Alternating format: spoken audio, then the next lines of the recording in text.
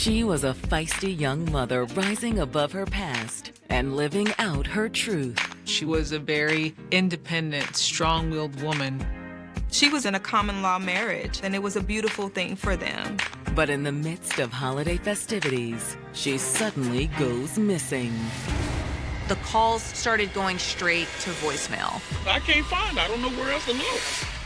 Did she run off to start a new life? The spark fizzled out, and Jackie decided she needed more. He said that she had left and gone to a modeling gig in Miami. Or will investigators find her closer to home? Can I just need you to son, breathe. You gotta control your breathing. Her body is right under their noses the entire time. As detectives uncover the secrets of the past, a dark truth comes to light. I thought we were something special, something to be together forever, but she would leave me. He tries to say she would just go in and out of his life, that she had a bunch of men in her life. He would demand to be treated as a god, to be called the Messiah. He said he was the Antichrist a couple times and his mom was the devil. It was freaky. And when a second woman vanishes, the fight for answers reaches an all-time high. Said that she was born out. What the God is, she's no only too much. They need to get ahead of this thing fast or risk finding another body. It's a living nightmare for them.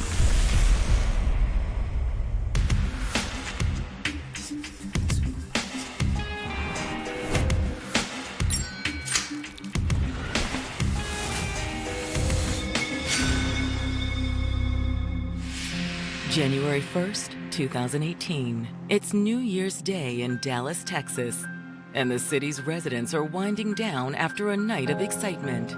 New Year's for Dallas, you can pretty much find any type of party or social gathering. But like most major cities, Dallas gets very busy around the New Year's. Families get together, going from home to home, party to party. They're celebrating life. They're celebrating a new year, new beginnings. Things are changing and shifting. But for one local mother, her life has taken a turn in the new year that she never could have expected. It's been over a week, and she hasn't heard from her daughter, Jacqueline Hughes, who's 34 years old. Come on, pick up. Jackie dropped her own two daughters off on the 22nd and was supposed to return for Christmas. Instead, Jackie's mother had received a single text message. The last time that she had heard from her daughter was on Christmas Day, when she texted her to say Merry Christmas. After that, she doesn't hear anything else from Jackie. Jackie's mother is experiencing just extreme panic and worry. Jackie, you're really freaking me out. Please, call me back. The girls miss you. Jackie was considered a strong mom. She never abandoned her kids. There's that cold spine tingling feeling where you know something is wrong. Jackie Hughes refused to let her past define her. Growing up on the south side of Dallas, she got into a lot of trouble.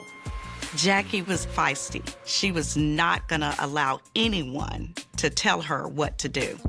She started getting in trouble in middle school, and that kind of went into fighting, just getting into some heated arguments in high school, which ultimately landed her in juvie.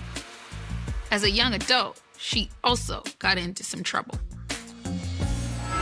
But since becoming a single mom in her late 20s, Jackie had worked hard to stay on the straight and narrow.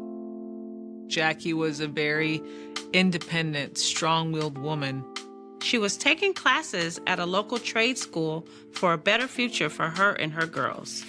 And it was there she met someone who seemed like the perfect partner, 37-year-old Stella Andrews. Hey. Hey. Great job on your presentation in class earlier. I wish I was good at public speaking. Oh. It would be a bit terrifying. I guess that's not much that really scares me. There was an instant connection and attraction between them. So it wasn't long before they became a couple. They consider themselves in a marriage type of relationship. She was also like a mom figure to the kids. They were living their truth. They were living the life that they wanted for themselves, and it was a beautiful thing for them. However, after almost a decade together, Jackie became restless. After a long 9 years, their relationship began to fade. The spark fizzled out, and Jackie decided she needed more. So she turned to the World Wide Web. She meets someone new online and connects with 31-year-old Brandon Sampson.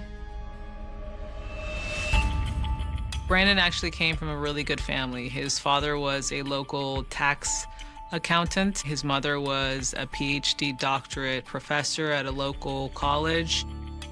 He's handsome, he's smart, he's funny. And they like the same type of music. They didn't waste any time arranging to meet in person.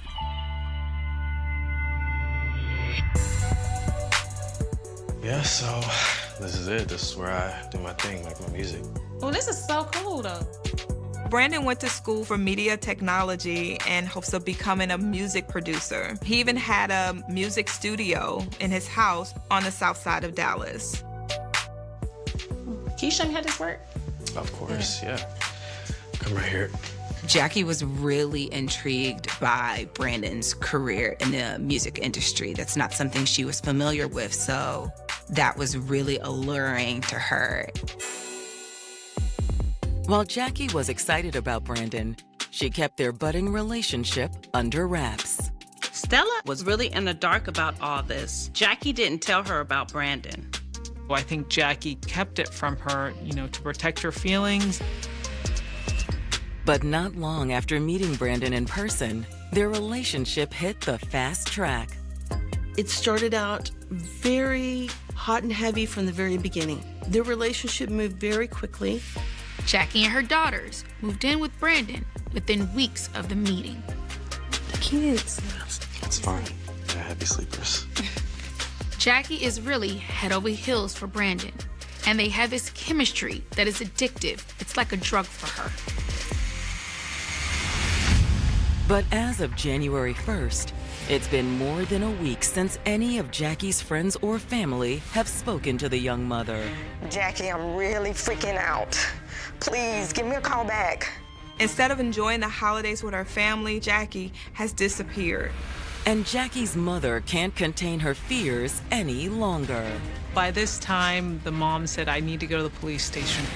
She rounds up Jackie's two daughters, and they head to Dallas PD. Tell me the deal with your daughter. I can't find her. I don't know where else to look. After a 9-year relationship with her girlfriend, Stella Andrews, fizzled out, Jackie Hughes found a new flame in 31-year-old aspiring music producer, Brandon Sampson. He could show her things that she had never seen before, maybe take her places she had never been before. So this was exciting for Jacqueline. Within weeks, Jackie and her daughters had moved into Brandon's house. But by New Year's Day 2018, Jackie's loved ones haven't heard from her in a full week. On January the 1st, Ms. Hughes made officers aware that she's been trying to get in touch with her daughter. So tell me the deal with your daughter. We've been out looking for her. We've been going to the places, talking to people, and they haven't heard from her either. Miss Hughes tells officers how Jackie never returned to pick up her kids after dropping them off on the 22nd. She also tells him about the suspicious text she received from Jackie on Christmas Day. She texted on Christmas Day and said, Mama, will you tell the kids I said Merry Christmas? Miss Hughes texts Jackie back asking when she's coming over, but there's no response, so she tried calling. So I called back. I didn't get no answer. Okay. I kept calling and kept calling. I wouldn't get no answer. Then next thing you know, the phone started going to the voicemail. Jackie's mother says as several more days passed without any word from Jackie, she and her family tried everything they could to locate their missing loved one. She reaches out to Jackie's former girlfriend, Stella Andrews, but Stella does not know where she is. Jackie, I'm begging you, please, call me back. We called the jail. Okay. We called the hospital. So I said, well, my next stop is I got to go make a missing person report because I can't find her. I don't know where else to look. But since Jackie is a healthy adult, there's only so much police can do. Police file a report, but it's not your typical missing persons report. It was just wanted to locate report due to the age of Jackie, and it'll make her aware that her family is looking for her. It's pretty much, hey, your family's looking for you. You need to give them a call. Officers also offer to execute a welfare check at Jackie's last known address. Where was the last place y'all know she was staying at? Miss Hughes tells the officer that Jackie had recently moved in with a new man that she started dating, but she doesn't know his name.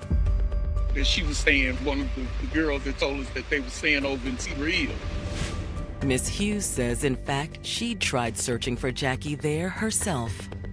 They didn't answer the door. When I went over there, they didn't answer the door. Okay. When officers head to the residence, they're also out of luck. They knocked on the door, but nobody answered, so at that point, they really couldn't do anything. Their hands were tied. However, they do learn the owner of the home is a man named Brandon Sampson. So they assume this must be the man Jackie has been dating. After receiving no response at the residence, the police officers leave their business card on the front door with a note directing Brandon to reach out to them once he returns home. Police also follow up with Jackie's former flame, Stella Andrews. Okay, you and Jackie, you consider yourself common law married to her? Yeah, you can say that. Y'all been together for 9 years? Yes. She confirms they separated recently, but says they remain close. We were we separated for a minute, but we're still seeing each other? Yeah. Stella didn't even know Jackie had started dating someone new. Had you ever known her to go to this house? I didn't even know she was going. I didn't even know she Do you know this guy, Brandon? No, she was hiding it from me. And I kept asking her because I was like, something was right because you know your spouse. Stella said the last time she verbally spoke with Jackie was around December 21st. And everything seemed to be fine then? Yes. Did she tell you where she was? No. Stella assures detectives she'll let them know if she hears anything from her missing loved one. I need you to keep your ears open, and if somebody knows something, we need to get their ass up in here, point blank. I'm on it. 3 more days pass without any sign of Jackie. Jackie's family is extremely concerned for her. They've put out flyers, they put out notices, they're talking about on Facebook if anybody's seen her. It's a living nightmare for them. But on the evening of January 4th, police dispatch receives a shocking phone call that will send this missing persons case spiraling in an entirely new direction. 911, what's your emergency? Yes, I need somebody here as soon as possible. The caller is begging for help. Can I see that somebody got shot? And she seems to be comforting someone else in the background. Breathe, slowly breathe. Breathe. You gotta control your breathing.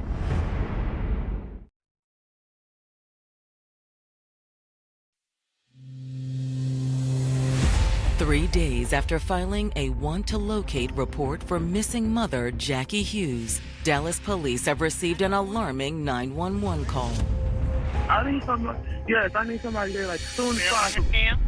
The caller is begging for help, and she seems to be comforting someone else in the background. Breathe, slowly breathe. Breathe. You gotta control your breathing. The caller identifies herself as 21-year-old Monica Ellis, and she says her friend has been shot. Yes, somebody got shot. I need an ambulance here ASAP. Where are you? The address is one police are already familiar with. It's the same location of Jackie Hughes' last known address, the home of her boyfriend, Brandon Sampson. Ma'am, they're driving to you, okay? Okay. Once on scene, EMTs tend to the shooting victim, a friend of Brandon's named Derek Knox. Brandon and Monica are unharmed, but Derek has been shot twice in the leg.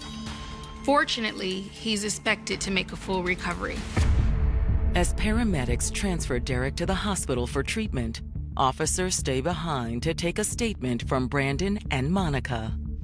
Brandon, are you aware we were here a few days ago regarding the disappearance of Jackie Hughes? What? No. Yeah, we have a lot to talk to you about. But first, let's talk about this evening. What happened?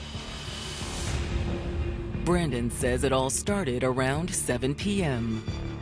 He says he was at his house with a couple of friends just sitting around. And all of a sudden, there's banging on the door. Hey, where is she? Where's Jackie? Where's my sister? Brandon says it was Jackie's brother and another man he didn't recognize. I can see y'all in there. Come with me, Cody. What you got going on, man? It's nothing, man. Just go lock the front door for me. Brandon runs to the back. The friend runs to the door to try to latch it and ends up getting sprayed with bullets. Brandon's friend got shot through the door, and the shooters fled the scene. Brandon says he and Monica immediately rushed to Derek's aid and tried to stop the bleeding. Which is when Monica calls 911. I need somebody here like soon as possible. That sound like an accurate depiction of events to you, Monica? Yeah. I didn't get a good look at the shooter, but that's what happened. And you're sure Jackie's brother did this? Yes, sir. He's been here multiple times, looking for his sister, harassing me. Do you know where she is? Yeah. I mean, that's what I was trying to tell him before he came over here the first time, but he wouldn't believe me. Brandon said Jackie went to Miami for a modeling gig and to start a new life. He says he drove her to the airport on the 25th, and he hasn't heard from her since. I was pretty bummed about it, to be honest, but I guess she's just following her dreams, so. He says he figured their relationship had run its course and it was time to move on. To police, Brandon's story about Jackie's disappearance is somewhat suspicious. Why would Jackie leave her family without so much as a goodbye? But now they have a second crime to investigate. They needed to figure out who shot Derek. Was Jackie's brother really the one responsible? After Derek is released from the hospital, investigators meet up with him to take a statement.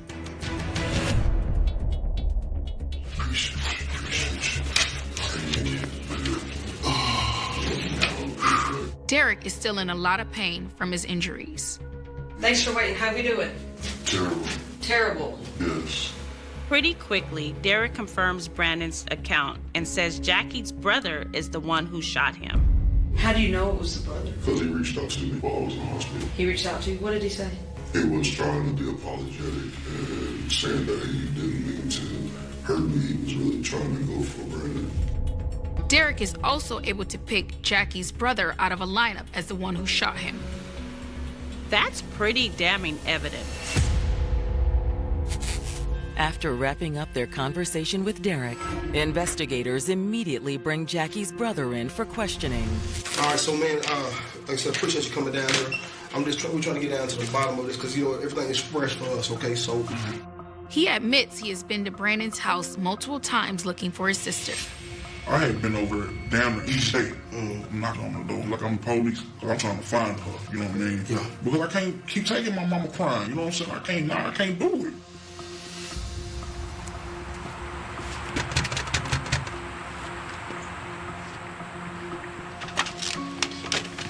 Can I help you, man? Where's my sister?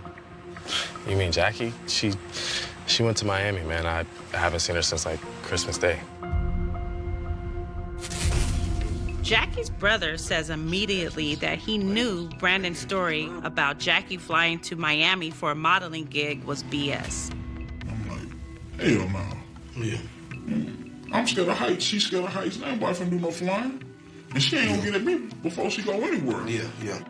First of all, Jackie is deadly afraid of flying. She wouldn't even get on a plane, and Jackie had never had a modeling career. That was nothing she had ever discussed with anyone. Come on, man. Ain't no way. You expect me to believe that? It's not about what I expect you to believe, bro. I'm telling you the truth. So he was like, oh, well, maybe she misled me. I said, oh, no. You can quit lying right now, man. It ain't gonna fly. So I tell him, I'll be in touch. You know what I mean? You're gonna see a lot of me from her until I find my sister. Despite his suspicions of Brandon, Jackie's brother says he didn't have anything to do with the shooting that took place at Brandon's home. Were you over on that street that night? No, I went over on that street. Regardless, police have no choice but to place him under arrest. You got picked out of the lineup. We have a warrant for your arrest for the shooting, okay? They're gonna take you down to jail, you get bonded out, and we're gonna sort all this out, okay? Unfortunately, that's what we got when we got a witness that picked you out. Following the arrest of Jackie's brother, investigators looked deeper into Brandon Sampson's claim that Jackie flew to Miami. Really? So they first called the airline to see if there was a ticket for Jackie out to Miami at any time that day. There was no record of a Jacqueline Hughes purchasing a flight to Miami or anywhere else for that matter. Did Jackie lie about where she was going, or did Brandon? Someone isn't telling the truth here. And on January 8th, Jackie's mother makes another discovery that will turn the case on its head. She sees social media posts from Brandon from that same day. In these posts, Brandon is implying that he has murdered Jackie Hughes.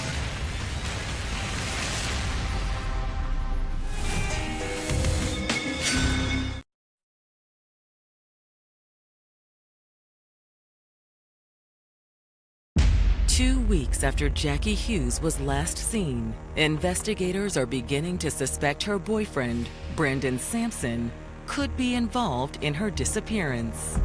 Brandon gave the story that she had left and gone to a modeling gig in Miami. But investigators can't find any evidence to support Brandon's account. There is no history of Jacqueline Hughes purchasing a ticket to Miami or anywhere else for that matter. Jackie's family is convinced that Brandon is lying. And on January 8th, Jackie's mother makes an alarming discovery that fuels their suspicions. She sees social media posts from Brandon from that same day. And the most concerning post of all is one that says, "She's gone. Stop looking for her. I'm gone too." In these posts, Brandon is implying that he has murdered Jackie Hughes and that maybe Brandon is attempting to flee as well.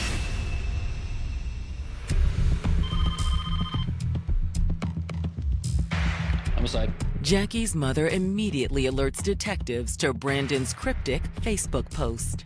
That's when they start, okay, he could have more involvement than what we think. And they end up upgrading it to a critical missing. And detectives confirm that now Jackie isn't the only one missing.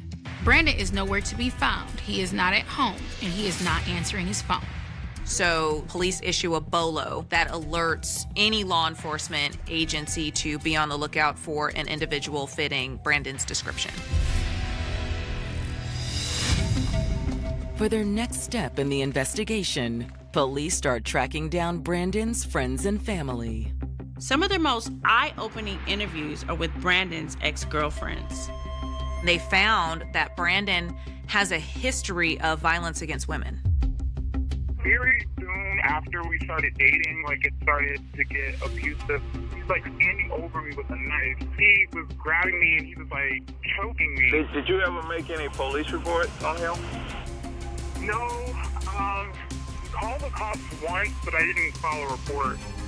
His past girlfriends didn't want to prosecute. There was a lot of unreported abuse. Thank you for allowing me to talk to you, and have a good night.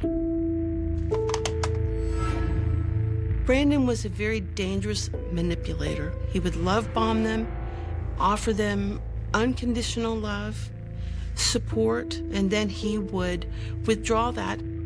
And his desire for control didn't stop there. He would demand to be treated as a god, to be called the Messiah. Did he reference himself as like a god when it came down to performing? He would talk about like he gonna have like 7 wives and all that stuff, and he gonna have his kids, like he gonna have everybody live in one house, you know, that type of crazy stuff. With all the new information the police have gotten, they feel confident that they have enough to bring to the judge for a search warrant for Brandon's house. On January 9th, police descend upon the home of Brandon Sampson. And while most of the house appears normal, the garage is anything but. Upon entering the garage, the police are immediately hit with a strong odor.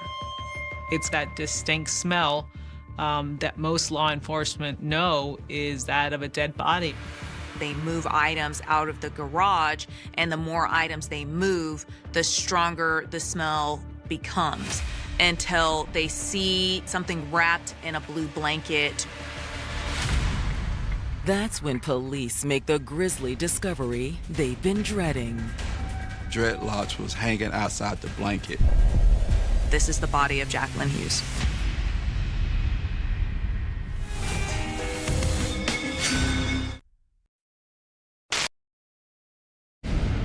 After executing a search warrant on Brandon Sampson's home, Dallas investigators have made a dreadful discovery in the garage: the body of Brandon's missing girlfriend, Jackie Hughes. After they unwrap the blanket around her, they find she's partially decomposed. Investigators believe it's likely Jackie has been in Brandon's garage since Christmas Day. It's crazy to think that when the police responded to the house after the shooting on January 4th, Jackie's body was under their noses the entire time. Now investigators are able to begin piecing together the events that led to Jackie's death. It was 30 below in temperature, so that offset decomp.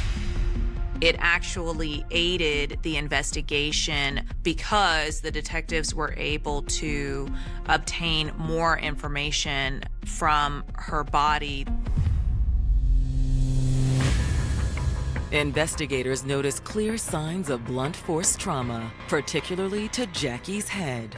It was enough that it bruised, so that tells us that she was still alive when that injury was sustained, so it wasn't post-mortem. But the brutal beating wasn't what ultimately took Jackie's life. Her actual cause of death was a gunshot wound to the chest. Jackie was shot 2 times, once in her lung, the other one in her aorta, and she bled out from seconds to minutes. When the projectiles were recovered from Jackie's body, they were determined to be .22 caliber bullets. Now that they are armed with proof that Jackie was murdered, they file an arrest warrant for Brandon. Dispatch, let's update that bolo to wanted for murder. Dallas police are now putting even more resources into tracking Brandon down. But when detectives get their hands on Brandon's phone records, it's clear he's fled out of state.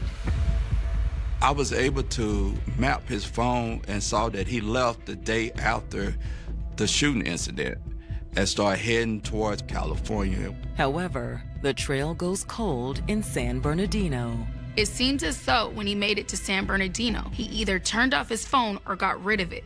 There's been no activity on his phone since January 11th. Days go by with no new leads, but on January 19th, detectives receive a surprising phone call. Detective Cheney. The woman's name is Janice Hansen, and the reason for her call is nothing they could have expected. Janice said that she was referred to them after she contacted the Dallas police to report her 21-year-old daughter, Monica Ellis, missing. It's the same Monica Ellis that was at Brandon's house the night of the shooting.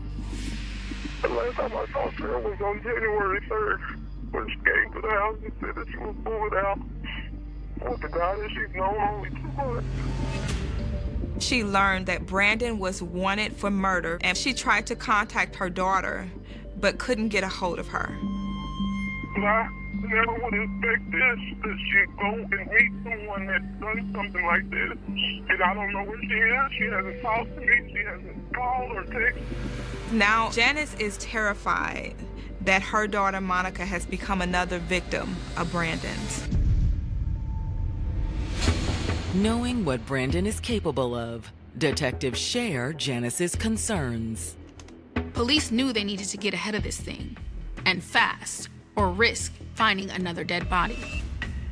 They immediately start looking for Monica and pull her phone records, but just like Brandon's phone, they found that it has been deactivated.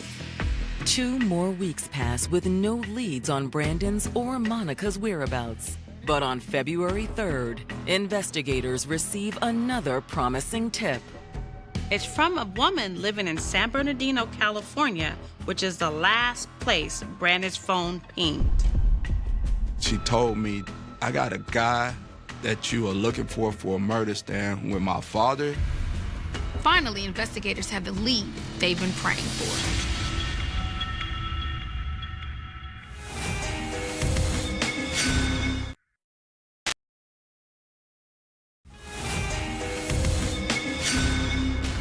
In February of 2018, Dallas investigators finally have a promising lead on the whereabouts of 31-year-old fugitive Brandon Sampson. Brandon is wanted for the murder of his former girlfriend, Jackie Hughes, and is implicated in the disappearance of his current girlfriend, Monica Ellis. Investigators' new lead comes from a woman over 1,000 miles away in San Bernardino, California. She told me, I got a guy that you are looking for a murder stand with my father. In tandem with Dallas police, California investigators swiftly descend on the home. They just happened to catch him when he was out in the lawn drinking his coffee. Brandon Sampson, you're under arrest. Man, I didn't do nothing, man. Worried that Brandon might have done the same to Monica as he did to Jackie, officers demand to know where she is. Where's Monica Ellis? She's inside. Was Monica another victim of Brandon's at this point? Brandon, what's going on? Let me see your hands. They discovered that Monica is not hurt, that she is safe. Officers are relieved that Monica is unharmed. And as they clear the home, they come across a piece of evidence that further implicates Brandon in Jackie's murder. They found a .22 caliber firearm underneath the bed that Brandon was sleeping on. This was the same type of weapon that was used to kill Jackie Hughes. After Brandon is extradited back to Texas, Dallas investigators are eager to sit down with him. I'm gonna get to this straight. We did find Jackie, and she is deceased. And so Jackie was found at your residence. No way. Yes. Do you have any clue about that? No, I didn't know she was found at my residence, anything like that. Brandon insists that he's innocent, he had nothing to do with this. Really, he starts with victim blaming, is what we call it. Jackie was the problem. Jackie was the one playing with my emotions, and Jackie left me. Me and Jackie's relationship was a confusing relationship because I thought we were something special, something to be together forever, and she thought the same thing in my eye, but she would leave me. He tries to say she would just go in and out of his life, that she had a bunch of men in her life. He also denies making the social media post that would link him to Jackie's murder.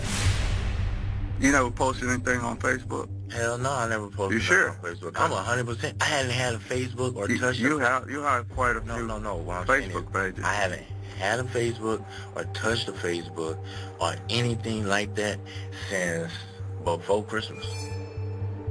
He denies that he knows anything. So the detectives try several different ways to confront Brandon with evidence that they have been gathering.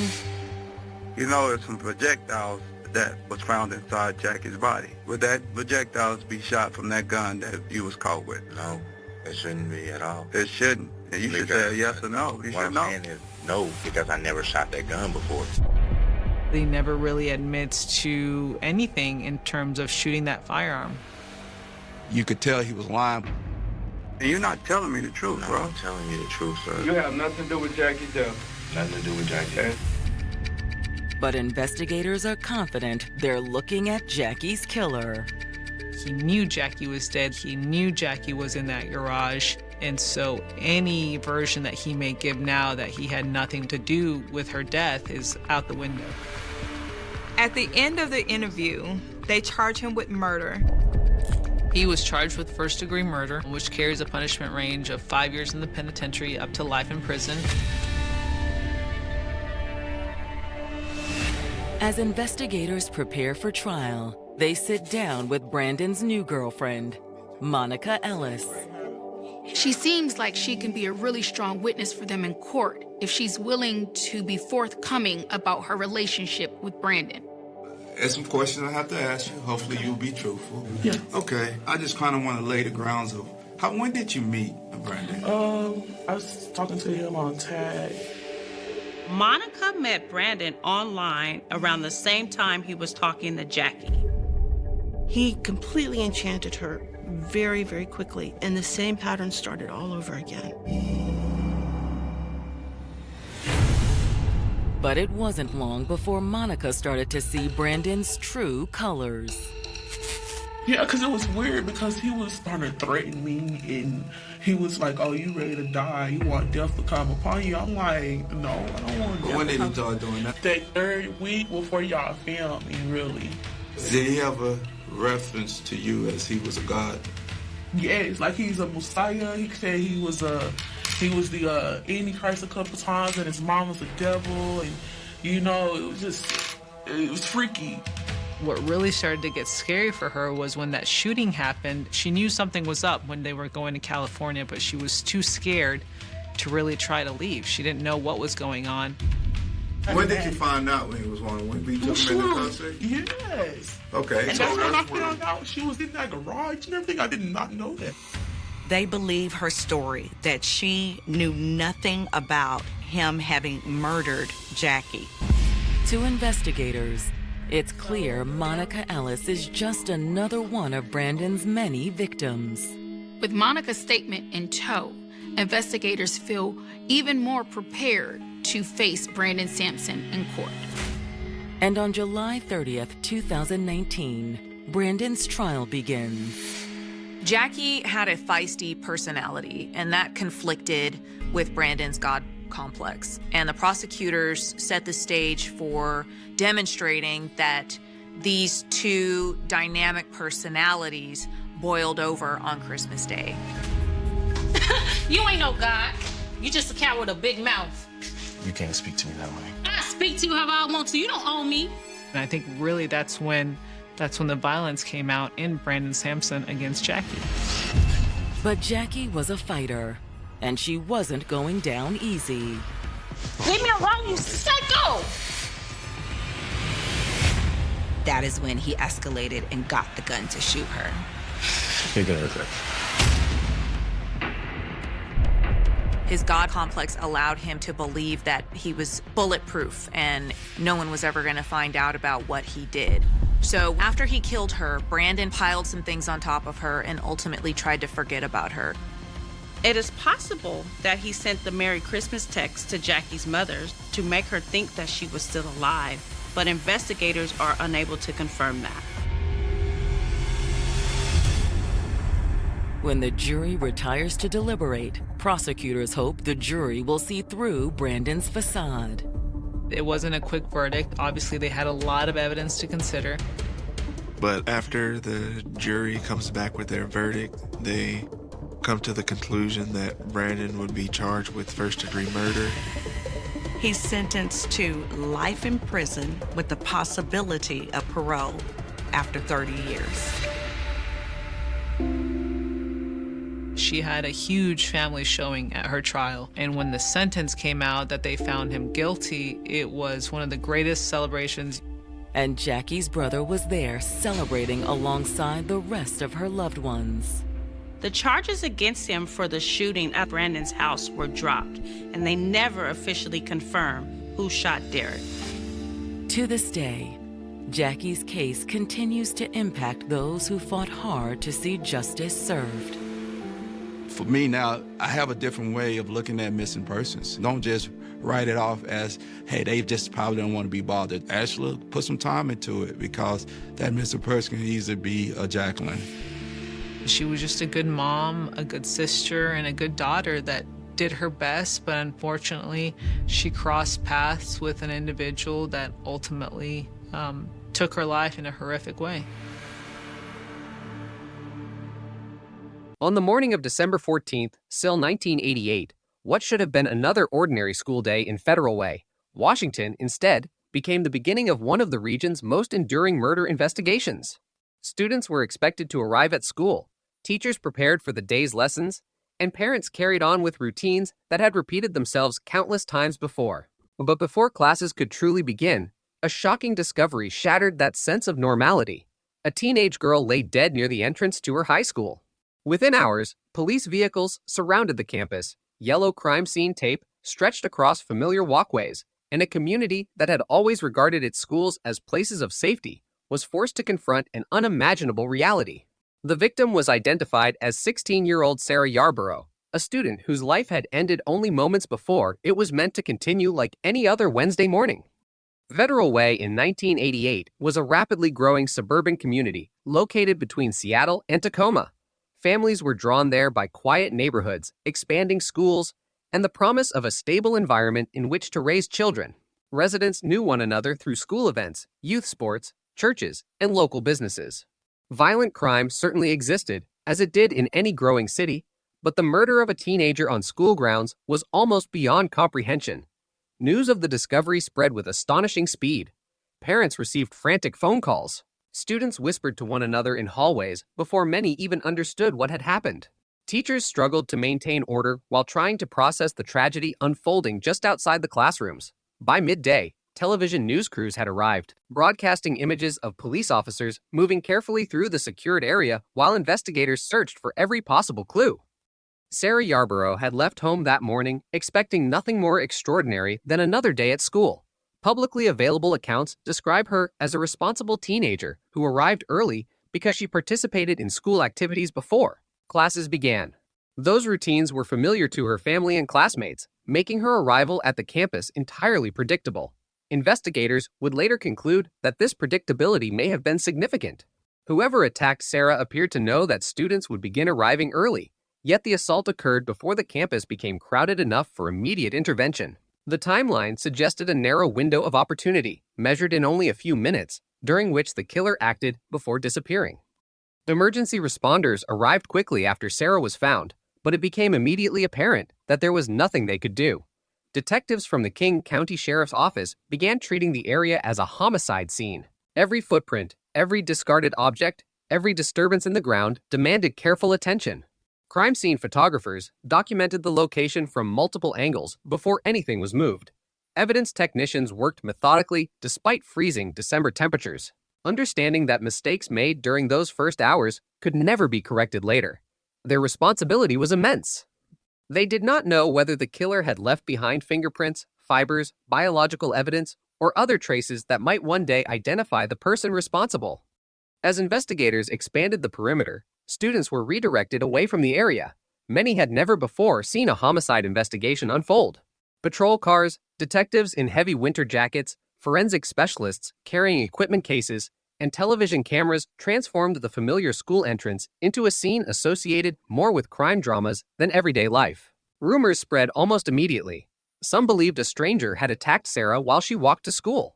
Others feared someone connected to the campus might be responsible.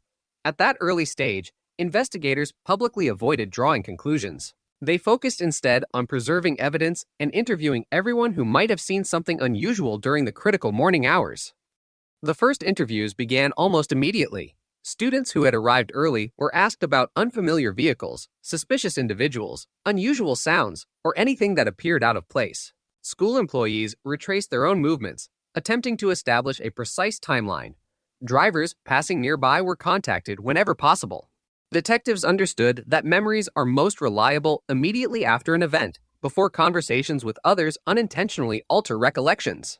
Even details that seemed insignificant, a person standing alone, a vehicle parked briefly along a road, someone walking quickly away from campus could eventually become important pieces of a much larger puzzle.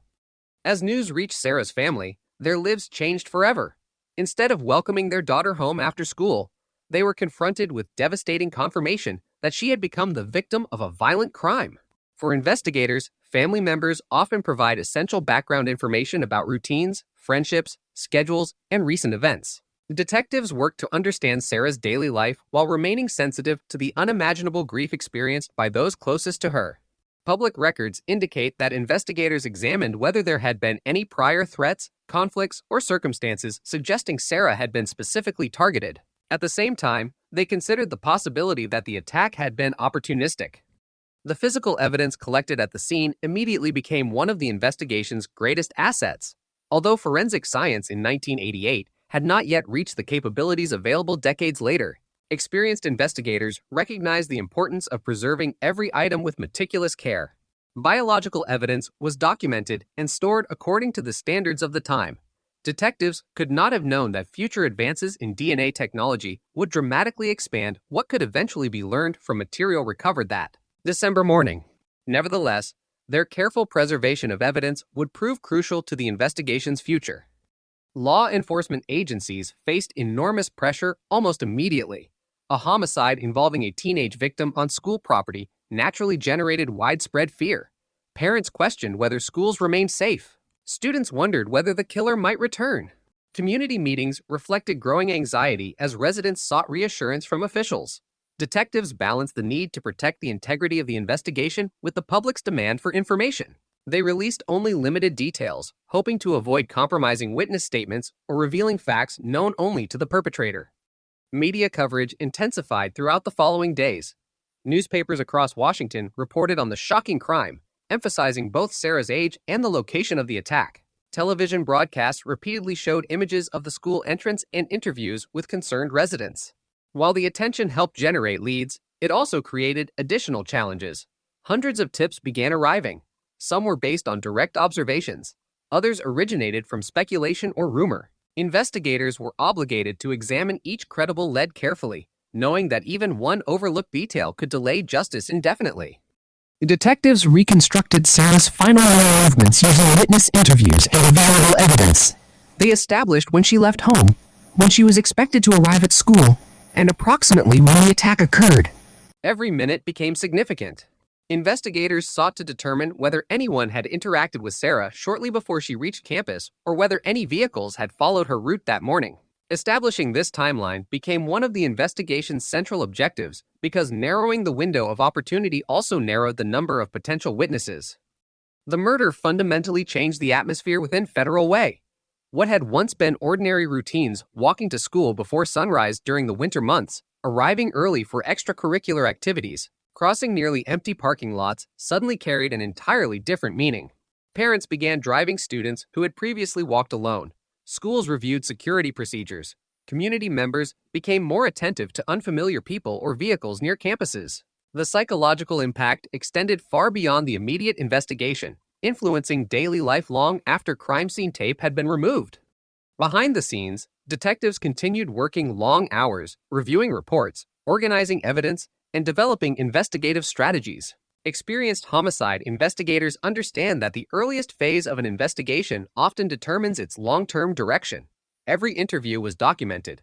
Every photograph was cataloged. Every piece of physical evidence was preserved with extraordinary care. Although they could not yet identify the person responsible, investigators believed the answer existed somewhere within the evidence collected that winter morning. As daylight faded on December 14th, the school grounds gradually returned to silence, but nothing about the community felt normal anymore. The place where students had expected another ordinary day had instead become synonymous with tragedy. For Sarah Yarborough's family, classmates, teachers, and neighbors, time would now be measured not only by calendars, but by the unanswered questions left behind. Who had attacked a 16-year-old student just steps from her school? Why had she been targeted? And where had the killer gone in the minutes after committing a crime that would haunt Washington investigators for decades? Those questions remained unanswered as detectives preserved every fragment of evidence, determined that however long it took, The truth hidden within that December morning would one day have the opportunity to speak. On December 14th, SIL 1988, the first hours after Sarah Yarborough's body was discovered became a race against time. Every homicide investigation begins with a narrow window in which evidence is at its freshest. Witnesses remember events most clearly, and the smallest overlooked detail can determine whether a case is solved quickly or remains unsolved for years. Detectives from the King County Sheriff's Office understood this reality as they transformed the entrance to Federal Way High School into a meticulously controlled crime scene. Uniformed deputies secured every approach to the area while investigators documented the location exactly as it had been found. Nothing was moved without photographs. Every measurement was recorded.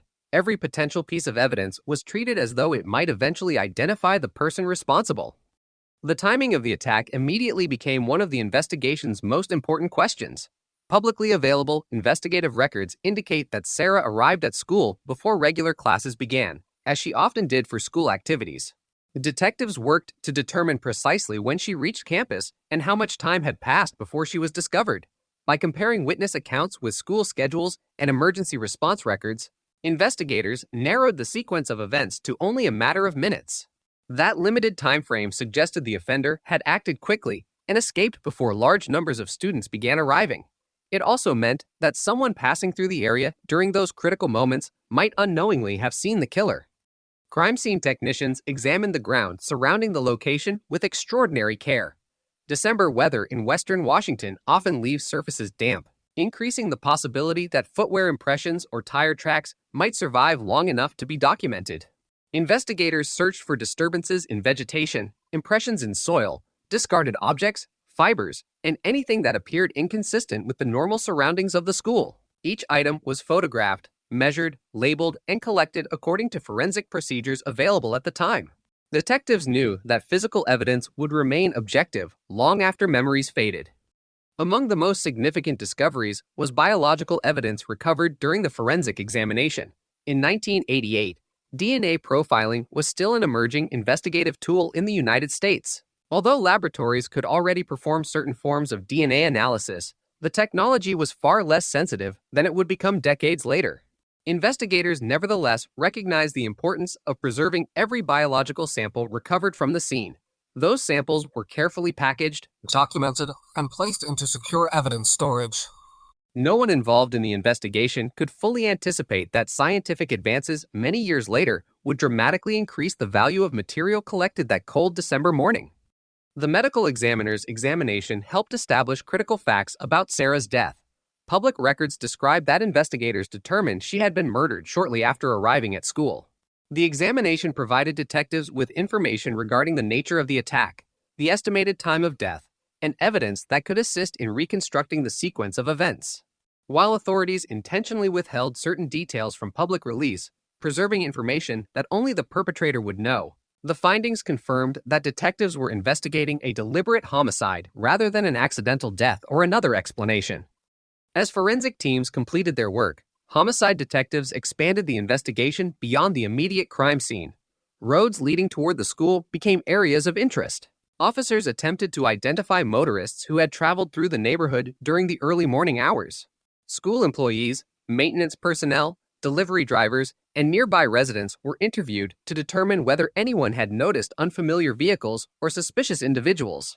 Investigators recognized that crimes committed in public spaces often leave behind witnesses who never realized the importance of what they observed until much later. Students arriving after the discovery encountered an atmosphere unlike anything they had experienced before. Patrol vehicles lined nearby streets. Television cameras recorded live broadcasts from outside the campus. Reporters interviewed parents gathering beyond police barriers. Inside the school, administrators and counselors attempted to support frightened students while maintaining as much normalcy as possible. Many teenagers struggled to understand how violence of this magnitude could occur in a place that had always represented routine, friendship, and education. Fear spread rapidly throughout the community, fueled by uncertainty rather than confirmed facts. Detectives began constructing an increasingly detailed timeline of Sarah's final morning. They confirmed her departure from home, examined the route she would have traveled, and interviewed individuals who had interacted with her shortly before the attack. Every verified movement became another point on a chronological map designed to reveal exactly where opportunity existed for the killer. Investigators also explored whether anyone had been aware of Sarah's predictable schedule. Because she regularly arrived at school early, detectives considered whether the offender might have known her routine in advance or simply encountered her by chance. The possibility that the killer had fled on foot received careful attention. Investigators searched surrounding wooded areas, nearby streets, and adjacent properties for discarded clothing, weapons, or other items that might have been abandoned while escaping. Search teams moved systematically through areas surrounding the school, documenting anything that appeared unusual. Although no immediate breakthrough emerged, every search eliminated possibilities and refined the investigative picture. Telephone lines at the sheriff's office soon filled with tips from members of the public. Some callers reported suspicious vehicles seen near the school during previous days. Others described strangers observed in the neighborhood weeks before the murder. Detectives assigned investigators specifically to evaluate incoming information, separating potentially valuable leads from speculation and rumor. Every credible report required follow-up interviews, documentation, and comparison against known facts. Major investigations often generate hundreds or even thousands of tips, and investigators cannot afford to dismiss information prematurely.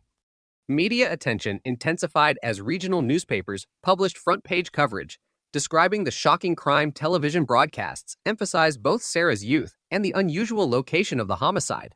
Public concern grew with each report. Parents questioned school officials about student safety.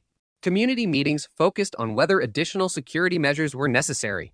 Investigators balanced public demands for answers with the need to protect sensitive details that could prove essential during future interviews or prosecutions.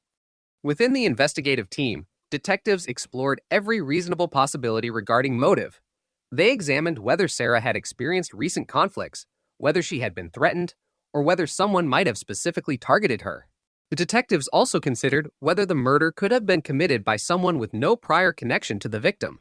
At that early stage, investigators deliberately avoided narrowing their focus too quickly. Experience taught them that premature assumptions can cause critical evidence to be overlooked. Witness interviews continued throughout the following days.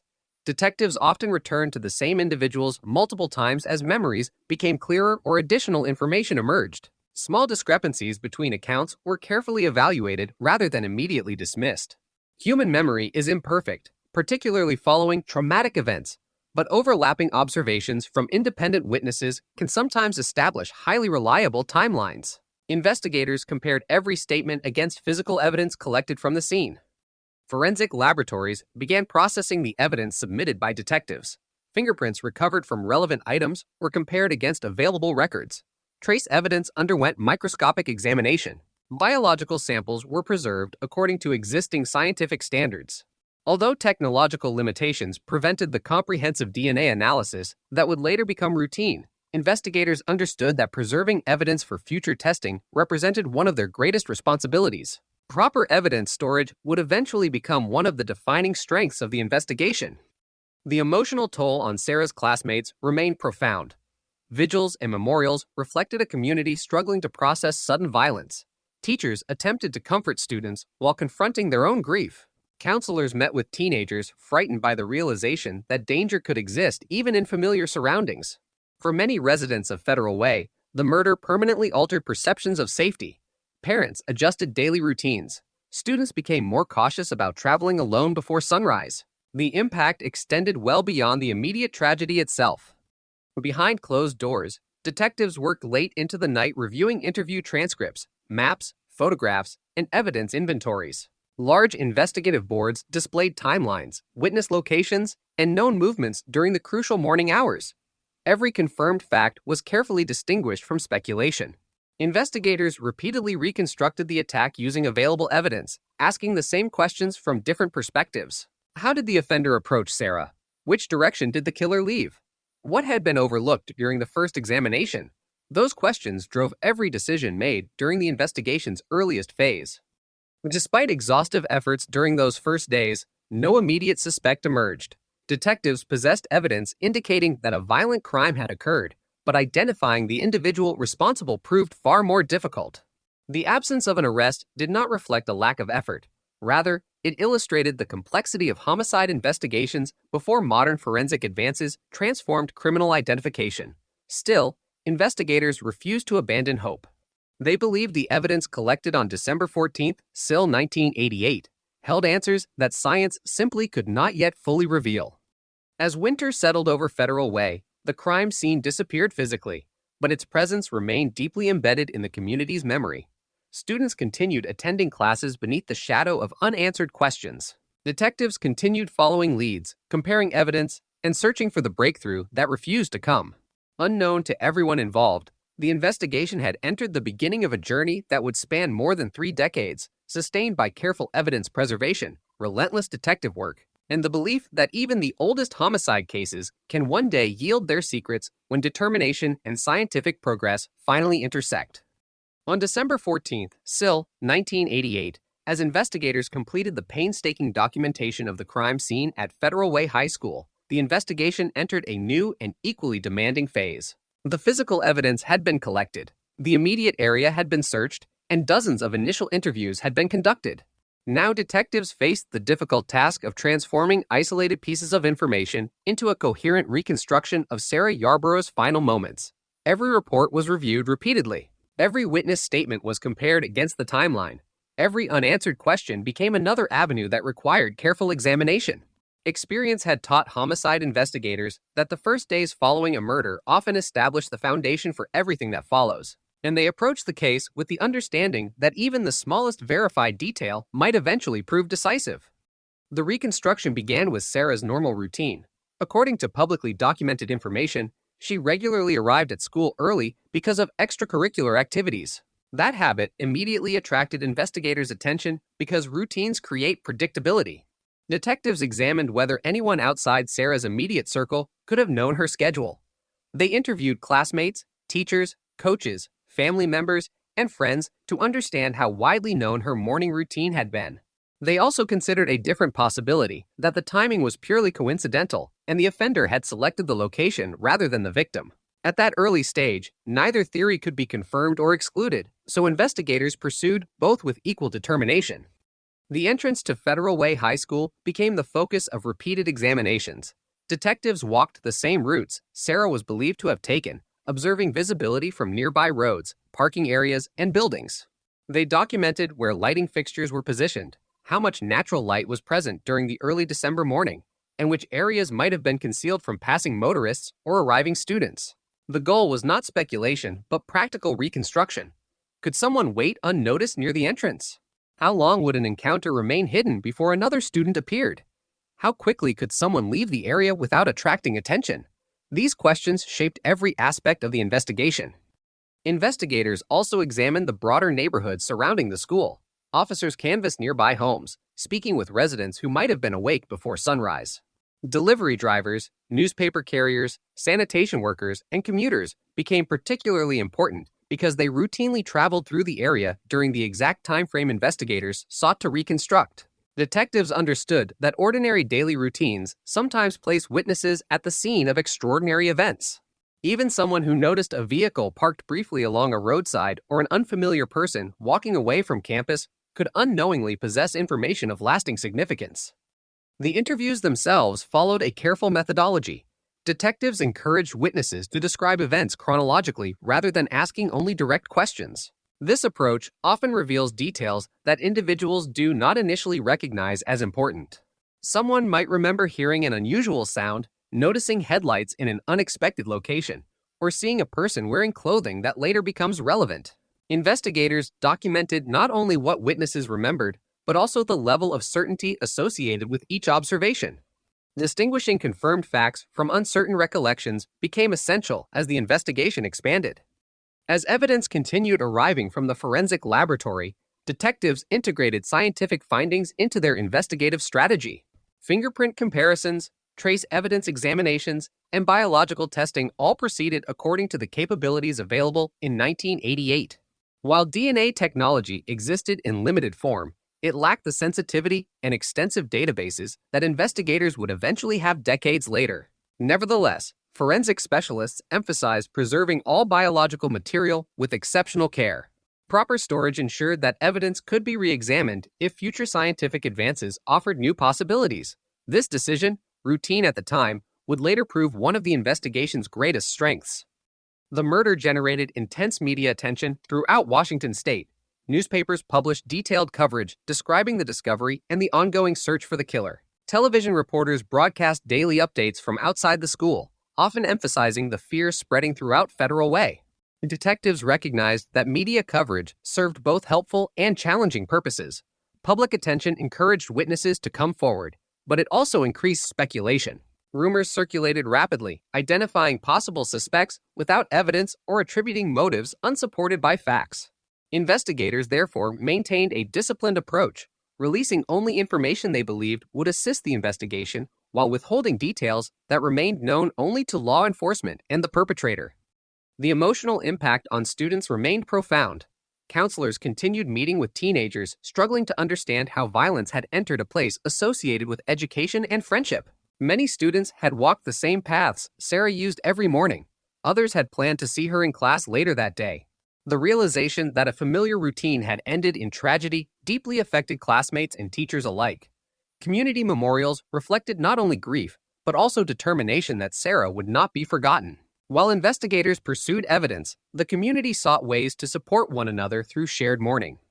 Inside the sheriff's office, detectives organized the growing volume of investigative material into structured case files. Maps displayed witness locations. Timelines marked verified movements minute by minute. Evidence logs documented every item collected from the crime scene. Investigators regularly met to review developments collectively, challenging assumptions and exploring alternative explanations. Experienced homicide teams understand the danger of becoming committed to a single theory too early. Each meeting encouraged detectives to reconsider the evidence from different perspectives, ensuring that no reasonable possibility remained unexplored. Attention also turned toward identifying individuals who had legitimate reasons to be near the school during the early morning hours. Maintenance workers, contractors, delivery personnel, parents dropping off students, and employees with early schedules were all interviewed where appropriate. Detectives sought to establish who should have been present and, equally important, whether anyone observed at the school could not be readily accounted for.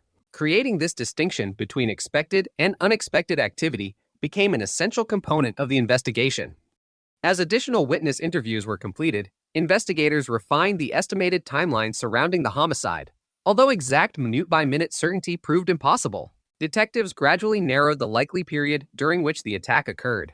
This reconstruction suggested that the offender acted swiftly, completing the assault and leaving before the area became crowded. Such timing implied either familiarity with the morning routine at the school or remarkable coincidence. Determining which explanation was correct became one of the investigation's central challenges. The preservation of physical evidence remained a constant priority. Detectives carefully reviewed every item collected, ensuring that chain of custody documentation remained complete and accurate. They understood that homicide investigations sometimes continue for years, requiring evidence to withstand repeated examinations, laboratory testing, and eventual courtroom scrutiny. Even in 1988, experienced investigators appreciated that scientific capabilities were advancing rapidly. Evidence considered inconclusive today might become highly significant tomorrow. This philosophy guided every decision regarding storage, packaging, and documentation. Public concern continued growing as days passed without an arrest. Parents questioned whether the offender remained in the community. School officials evaluated security procedures, increasing awareness around campus and encouraging students not to travel alone during early morning hours. Although investigators emphasized that no verified evidence indicated an ongoing threat specifically directed towards students, uncertainty naturally fueled anxiety. The absence of immediate answers often proves more unsettling than confirmed information, particularly in cases involving young victims. Detectives also reviewed reports of suspicious incidents that had occurred before the murder. While many ultimately proved unrelated, each required careful evaluation. Patterns sometimes emerge only after investigators compare seemingly isolated events across weeks or months. Officers therefore examined previous complaints, unusual encounters reported near schools, and other incidents that might conceivably connect to the homicide. Most investigations eliminate far more possibilities than they confirm, but systematic elimination remains essential to establishing reliable conclusions. Behind every procedural decision remained the memory of a 16-year-old whose life had ended far too soon. Detectives frequently reminded themselves that evidence represented more than reports and photographs. Each document reflected an effort to answer questions that Sarah's family had every right to ask. Who committed this crime? Why had it happened? Could it have been prevented? Although investigators could not yet provide those answers, their responsibility was to preserve every opportunity for future justice. As the initial weeks of the investigation came to a close, one reality had become increasingly apparent. Despite extensive interviews, careful forensic work, and relentless investigative effort, no definitive suspect had been identified. Yet detectives did not regard the absence of an immediate arrest as failure. Many homicide investigations require persistence measured not in days but in years. The evidence collected on December 14th remained preserved. Witness statements remained documented. Every lead remained recorded for future review. Unknown to everyone involved, the scientific breakthroughs that would eventually transform the case still lay decades in the future. But because investigators had approached those first critical hours with patience, discipline, and attention to detail, they ensured that the possibility of future answers remained alive. The search for Sarah Yarborough's killer would continue, driven by the conviction that even if justice could not be achieved quickly, it should never cease to be pursued. On the afternoon of December 14th, SIL 1988, the scene outside Federal Way High School no longer resembled the place where hundreds of students had gathered only hours earlier. Patrol cars still lined the surrounding streets. Crime scene tape remained stretched across sections of the campus entrance. The detectives moved deliberately between evidence markers, while forensic specialists completed one final sweep before releasing portions of the area. What had begun as a routine winter morning had become the center of one of Washington State's most significant homicide investigations. Yet despite the intensity of the response, investigators were already confronting a troubling reality. The person responsible had vanished long before the first patrol units arrived. The investigation immediately focused on reconstructing the final minutes before Sarah Yarborough's death. Detectives knew that every homicide is governed by time. The difference between a witness who arrived at 7:15 a.m. and another who arrived at 7:20 a.m. could determine whether someone unknowingly passed the offender or missed the encounter entirely. Investigators collected attendance records, reviewed schedules for before-school activities, and interviewed faculty members responsible for opening classrooms and supervising early arrivals. They wanted to know exactly who entered the campus, from which direction they came, and whether anyone remembered seeing something unusual during those crucial moments before the school day officially began. Witnesses described an ordinary winter morning. Students hurried toward classrooms, some carrying books beneath heavy jackets against the cold December air. Teachers prepared lessons. Custodial staff completed routine duties before the campus became crowded. Nothing in those first moments suggested that a violent crime had just occurred nearby. Detectives recognized that this apparent normality actually emphasized how quickly the attack must have taken place. Publicly available investigative information indicates that Sarah arrived early, as she often did. Within only a short period, she had been fatally attacked. The offender had then disappeared before the area filled with students and staff. Investigators carefully mapped every possible route into and out of the campus. They examined sidewalks, parking lots, nearby roads, wooded sections, and surrounding neighborhoods. Each path represented a potential approach or escape route. Officers drove the same roads at the same time of day to observe traffic patterns. They noted visibility from intersections, locations where vehicles could briefly stop without attracting attention, and areas where someone on foot might move unnoticed. None of these observations identified a suspect, but together they helped detectives understand the environment in which the crime occurred. The crime scene itself continued to provide investigators with valuable physical evidence. Every item recovered underwent detailed documentation before being submitted for laboratory analysis. Fibers, hairs, fingerprints where available, footwear impressions, and biological evidence were all handled according to established forensic procedures. Detectives understood that evidence collected correctly during the first day would remain available for examination years later if necessary. Although DNA profiling existed in 1988, it was still limited compared with the technology that investigators would eventually possess decades afterward. Nevertheless, preserving biological material became one of the highest priorities because advances in science were already beginning to reshape criminal investigations across the United States. At the same time, detectives expanded their interview strategy. Rather than focusing only on people who had been physically present at the school that morning, they also spoke with friends, relatives, neighbors, coaches, teachers, and classmates who knew Sarah's daily routine. Public records show investigators examined every aspect of her recent activities, attempting to determine whether anyone had expressed unusual interest in her schedule or whether any incident, however minor, might have significance. Detectives resisted the temptation to draw early conclusions. Experience taught them that cases involving young victims often require investigators to eliminate many possibilities before identifying the correct one. As news spread beyond Federal Way, media organizations across Washington reported extensively on the homicide. Evening television broadcasts showed aerial footage of the school and interviewed concerned parents gathered outside police lines. Newspapers described the killing as both shocking and deeply unsettling because it had occurred at a location universally associated with learning and safety. Community members who had never met Sarah nevertheless felt personally affected. Parents began changing morning routines, driving children to school instead of allowing them to walk alone. School administrators reviewed security procedures, while students struggled to understand how such violence could occur in a place so familiar. Inside the Investigative Command Center, detectives established a structured system for evaluating information. Every incoming tip received a case number. Every witness statement was summarized and indexed. Investigators compared reports to identify recurring descriptions of vehicles, individuals, or unusual activity near the campus. Hundreds of pieces of information required careful review. Most ultimately proved unrelated, but detectives knew that significant investigations often depend upon recognizing connections hidden among seemingly ordinary observations. The reconstruction of Sarah's final movements became increasingly detailed.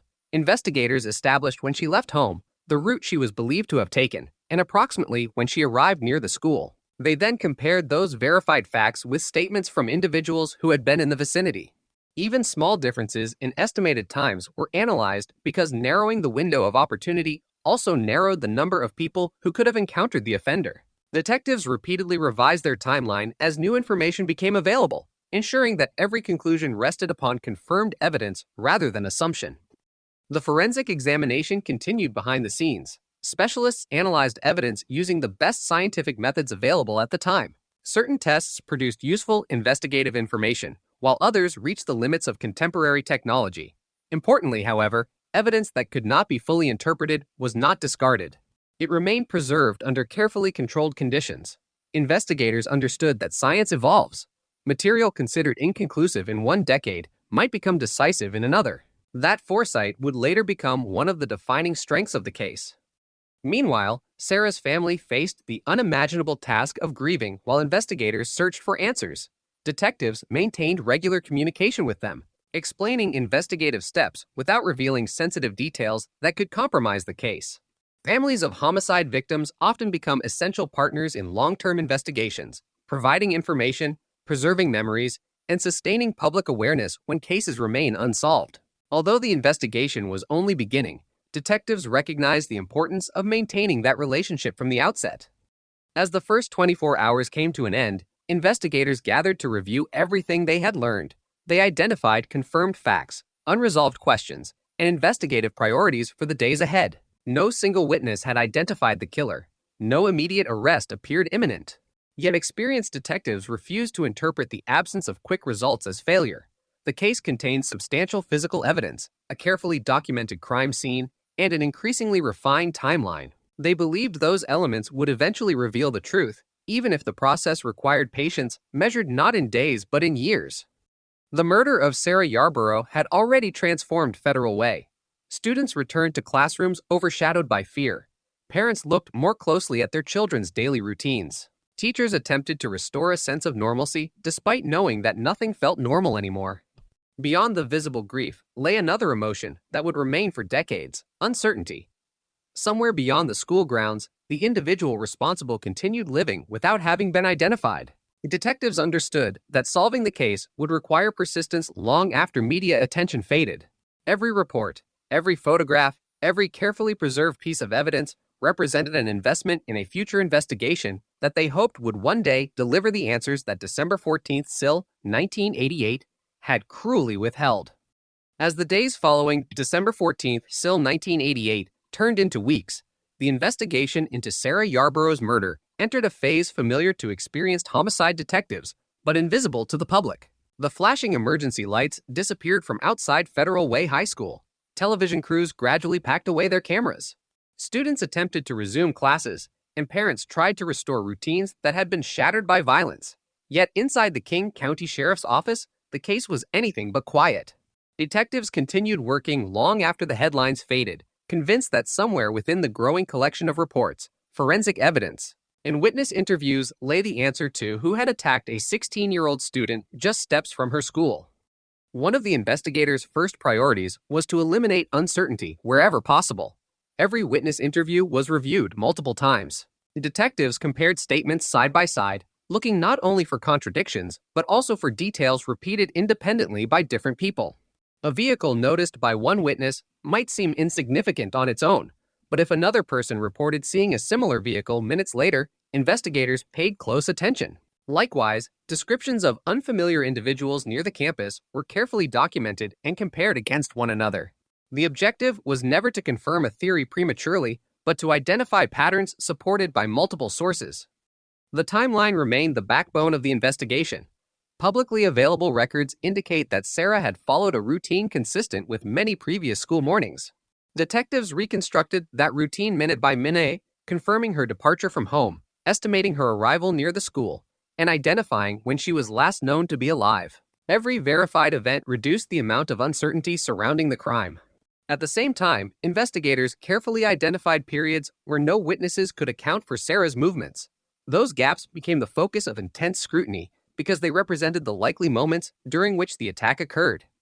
Detectives also examined whether anyone had reason to know Sarah's predictable schedule. They interviewed classmates, teachers, family members, and acquaintances to determine how visible her morning routine had been. Students involved in extracurricular activities often arrive at school before the general student population, and investigators considered whether someone familiar with the campus might have recognized that pattern. They also explored the possibility that the victim had been selected randomly and that the timing reflected opportunity rather than prior knowledge. Neither explanation could be confirmed based solely on the available evidence, so both remained active investigative possibilities. While interviews continued, forensic specialists completed examinations of the evidence collected from the crime scene. Biological material, trace evidence, and other physical items underwent laboratory analysis using the scientific capabilities available in the late 1980s.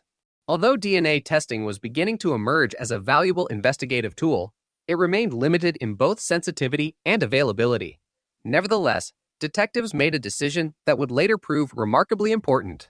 Rather than viewing inconclusive evidence as exhausted, they preserved it with extraordinary care.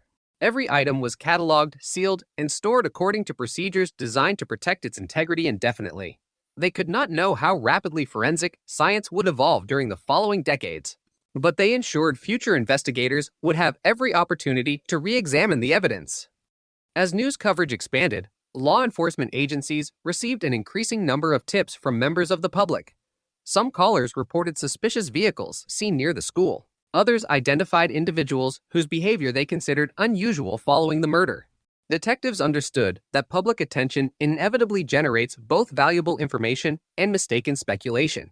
Each lead, therefore, underwent systematic evaluation. Officers conducted interviews, reviewed records, and compared new information against established facts.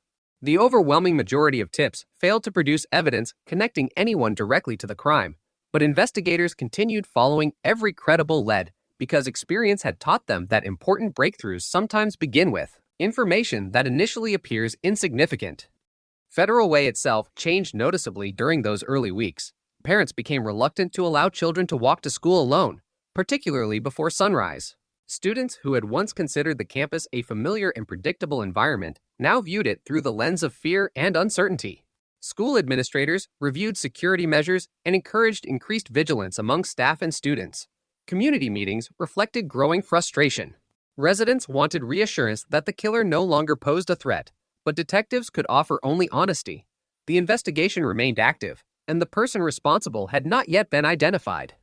Within the investigative team, discussions increasingly focused on offender behavior. Detectives analyzed the known facts of the case without venturing into unsupported speculation. They examined how quickly the crime had occurred, the apparent selection of location, and the offender's successful departure before the campus became crowded. Such observations helped investigators understand the practical circumstances surrounding the homicide, even if they did not yet identify the individual responsible. These assessments guided future interviews and investigative priorities while remaining firmly grounded in evidence collected during the investigation. Investigators also explored whether similar crimes had occurred elsewhere in Washington or neighboring states.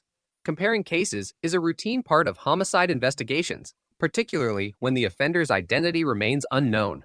Detectives reviewed available information from other jurisdictions, searching for similarities in victim circumstances, location, timing, or forensic evidence. Most comparisons ultimately proved unrelated, but investigators understood the importance of examining broader patterns before excluding potential connections.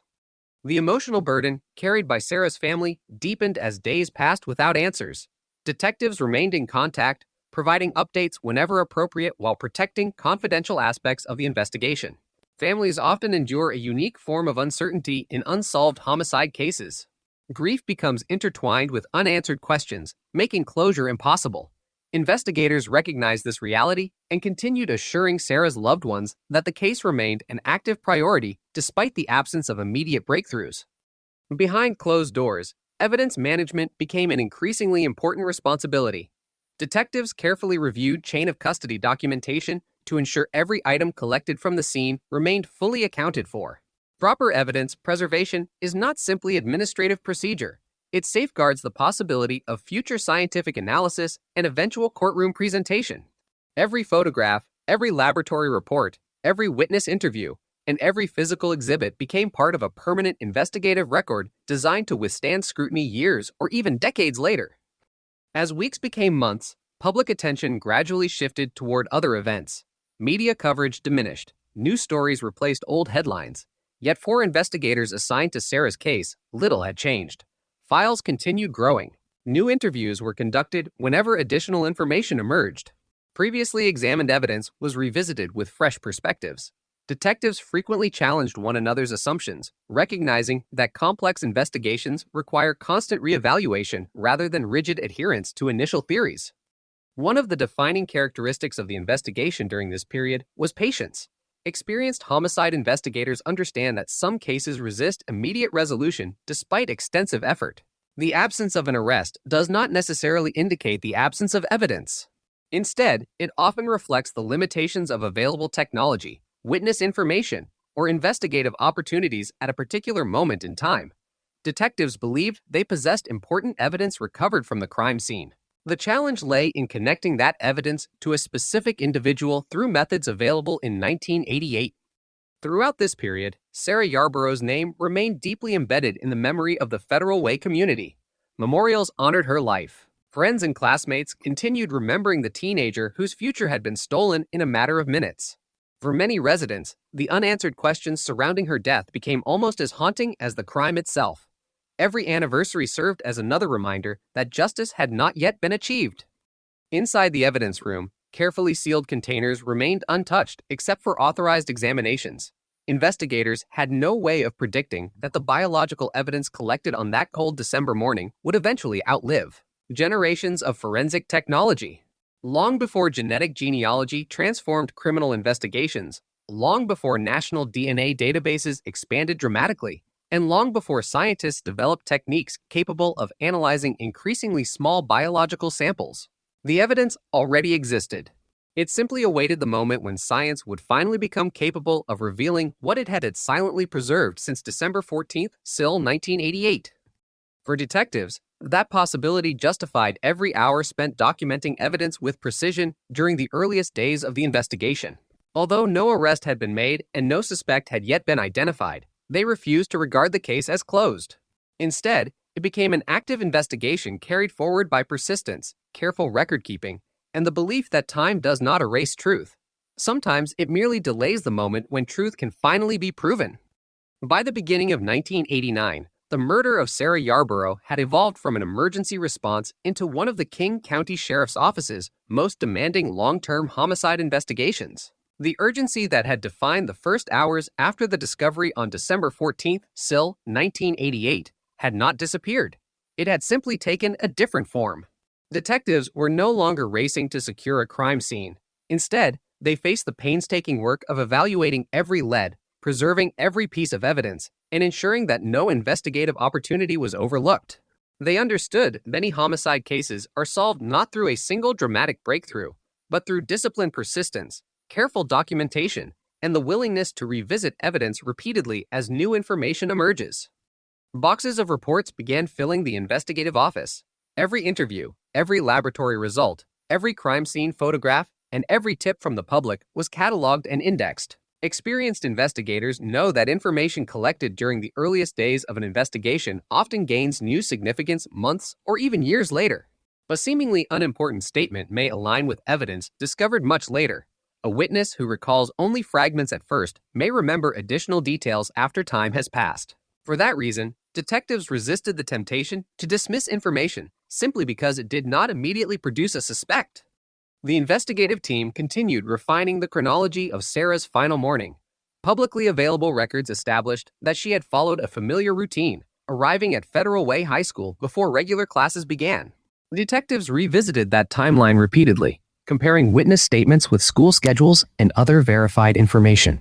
They carefully examined exactly when students began arriving, when staff members entered the campus, and how much time elapsed between Sarah's arrival and the discovery of the crime. Narrowing that window remained essential because every confirmed minute eliminated possibilities while strengthening the overall reconstruction of events. At the same time, investigators expanded their examination of individuals who routinely spent time near the school. This did not mean those individuals were suspects. Rather, detectives followed a standard investigative principle: identify everyone who legitimately had access to the area and determine whether their movements could be independently verified. Maintenance workers, contractors, delivery personnel, nearby residents, and early arriving staff were interviewed where appropriate. Establishing ordinary activity around the campus allowed investigators to distinguish expected movements from unexplained ones. The crime scene itself continued to influence investigative decisions long after the physical area had been released. Detectives returned to the location during similar early morning hours, observing lighting conditions, visibility, traffic flow, and pedestrian activity. Conditions in December differed from those in later seasons, but investigators wanted to understand exactly what someone standing near the entrance would have been able to see. Could a passing driver have noticed unusual activity? Would someone walking nearby have heard voices? Were there locations where an individual could briefly remain unnoticed? These practical observations helped investigators evaluate witness statements within the context of the environment itself. Forensic evidence remained one of the investigation's greatest assets. Biological material recovered during the original examination had been preserved according to accepted scientific procedures. Detectives recognized that available testing methods had limitations, but they also understood that preserving evidence correctly created opportunities for future analysis. Rather than viewing laboratory work as complete once initial examinations concluded, investigators regarded the evidence as something that could potentially be revisited whenever scientific capabilities advanced. That philosophy reflected a growing awareness within law enforcement that forensic science was evolving rapidly during the late 20th century. The investigation also relied heavily on cooperation between different agencies and forensic specialists. Detectives consulted experts whenever necessary to review evidence, evaluate investigative strategies, and ensure that no reasonable avenue remained unexplored. Such collaboration is common in major homicide investigations, particularly those involving young victims and significant public concern. Although no immediate breakthrough emerged, the cumulative effect of these efforts strengthened the integrity of the investigation. Meanwhile, the Federal Way community continued living with uncertainty. Parents remained cautious about allowing children to travel alone before school. Students who had once walked across campus without concern now viewed familiar surroundings differently. Memorials honoring Sarah reflected not only grief, but also determination that her murder would not be forgotten. Community support for the investigation remained strong, and investigators encouraged anyone with information, no matter how minor it might seem, to contact law enforcement. The volume of public tips continued growing during the months following the murder. Detectives evaluated reports involving suspicious vehicles, unfamiliar individuals, and observations made near the school before or after December 14th. Most tips ultimately proved unrelated, but each required careful documentation and follow-up. Investigators understood that effective homicide work depends as much upon eliminating incorrect possibilities as confirming accurate ones. Every lead that could be conclusively ruled out narrowed the field of uncertainty. As the investigation matured, detectives also reviewed existing criminal records and compared available information with evidence collected at the scene. Such reviews formed part of a broader strategy rather than focusing exclusively on any single individual. Investigators sought to determine whether known offenders operating in the region could reasonably be connected to the crime through verified evidence. Without corroborating forensic findings or reliable witness testimony, however, speculation had little value. The investigation remained firmly grounded in facts rather than assumptions. Internally, the investigative files became increasingly organized. Timelines were updated whenever new information appeared. Evidence inventories were carefully maintained. Witness statements were cross-referenced to identify consistencies and discrepancies. Detectives frequently revisited earlier interviews with fresh perspectives, recognizing that information overlooked during the initial stages sometimes becomes significant once additional facts are established. This disciplined approach ensured that the investigation remained active even in the absence of public developments. For Sarah's family, each passing week represented another period without answers. Detectives maintained communication whenever appropriate, recognizing that transparency and compassion remain essential components of homicide investigations. While investigators could not disclose confidential details that might jeopardize the case, they continued assuring the family that the investigation had not been abandoned. Every available lead continued to receive attention. One increasingly important realization emerged during this period. The case possessed evidence that had not yet yielded its full potential. Detectives could not predict exactly how forensic science would evolve, but they understood that technological progress often transforms previously inconclusive evidence into powerful investigative tools. Consequently, meticulous preservation became just as important as active investigation. The evidence collected on December 14, 1988, was treated not merely as material for current analysis, but as an investment in future scientific opportunity. As months turned into years, media coverage naturally declined. Other cases captured public attention, and the daily urgency surrounding Sarah's murder gradually faded from newspaper front pages. Within law enforcement, however, the investigation remained open. Detectives periodically reviewed the file, reassessed evidence, and followed newly received information whenever it appeared. Cold cases rarely remain completely dormant. Instead, they continue evolving through periodic investigative activity, advances in science, and renewed examination by experienced investigators. Looking back, the decisions made during those first months proved remarkably significant. Every photograph taken at the crime scene, every witness interviewed, every report carefully written, and every biological sample preserved contributed to an investigative foundation capable of surviving decades. Although the person responsible remained unidentified, the case had been constructed with extraordinary care. Investigators had preserved the possibility that future generations of detectives, equipped with more advanced scientific tools than anyone possessed in 1988, might eventually uncover answers hidden beyond the reach of contemporary technology. That quiet confidence sustained the investigation even as time passed. Detectives understood that justice is not measured solely by speed. Some cases demand years of patience before evidence reveals its full value.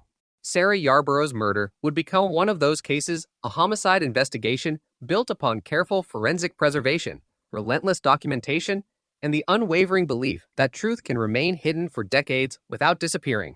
Every page added to the growing case file reflected that belief, waiting for the day when science and persistence would finally converge upon the answers that had remained just beyond reach since the cold December morning when a 16-year-old student's ordinary school day ended in tragedy.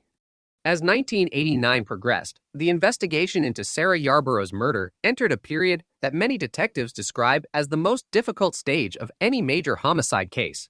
The initial flood of emergency calls had subsided. The crime scene had long since been released. Media coverage became less frequent as new events captured public attention.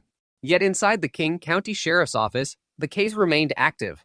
Detectives continued examining evidence, reviewing witness statements, and pursuing every credible lead. They understood that while public attention often fades, successful homicide investigations demand persistence long after the headlines disappear. The investigative file continued to expand. Every telephone call from a member of the public was documented. Every interview generated additional reports. Detectives maintained detailed records not because they expected every lead to solve the case, but because experience had shown that information dismissed today may become significant years later. A vehicle description, a brief encounter, or an unusual observation might appear meaningless in isolation. Combined with future evidence, however, It could help establish a pattern investigators had previously been unable to recognize. One of the most valuable resources available to detectives remained the timeline of Sarah's final morning. Publicly available records established the broad sequence of events surrounding her arrival at Federal Way High School. Investigators refined that chronology repeatedly, comparing witness accounts against verified facts. They carefully evaluated when different students reached the campus, which entrances they used, and where they had been immediately before classes began. The objective was to identify the narrowest possible time frame during which the homicide occurred and determine who might have unknowingly witnessed important activity without realizing its significance. Detectives also revisited individuals interviewed during the earliest stages of the investigation. Follow-up interviews are common in major homicide cases because memories sometimes become clearer after witnesses have had time to reflect. Rather than assuming earlier statements represented complete recollections, investigators asked many witnesses to describe the morning again from the beginning. Sometimes new details emerged not because anyone had intentionally withheld information, but because seemingly ordinary observations often become meaningful only after people understand the broader context of an investigation. The evidence recovered from the crime scene remained carefully preserved in secure storage. Biological samples, trace evidence, photographs, diagrams, and laboratory reports were all maintained according to strict evidence management procedures. Detectives recognized that physical evidence possesses one remarkable advantage over human memory. It does not change with time. Witness recollections may gradually fade, but properly preserved forensic evidence remains available for future examination whenever scientific advances create new opportunities. This understanding reinforced the importance of meticulous evidence preservation throughout the investigation.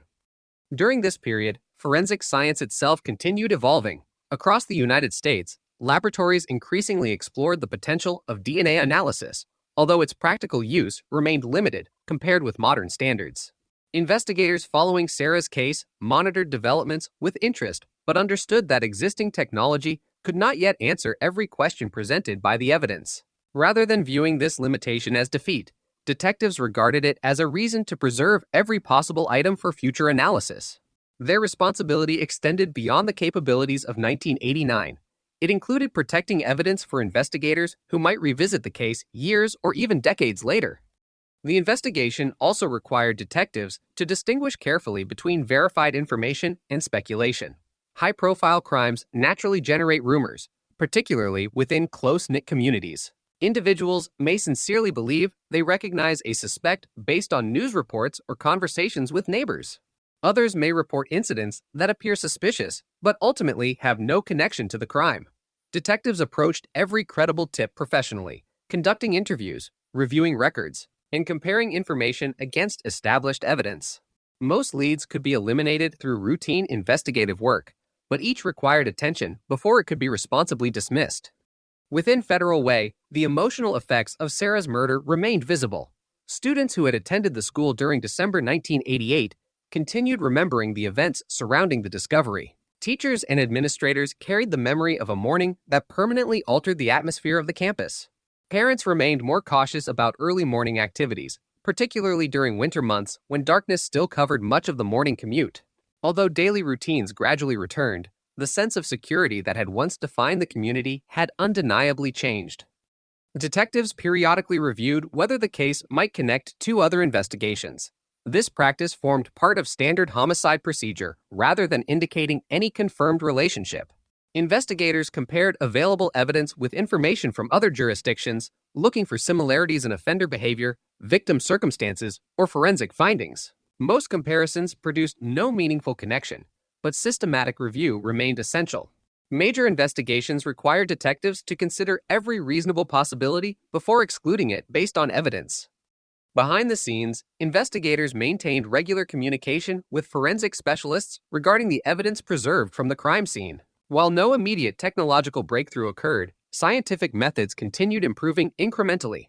Detectives remained aware that advancements often arrive gradually rather than suddenly.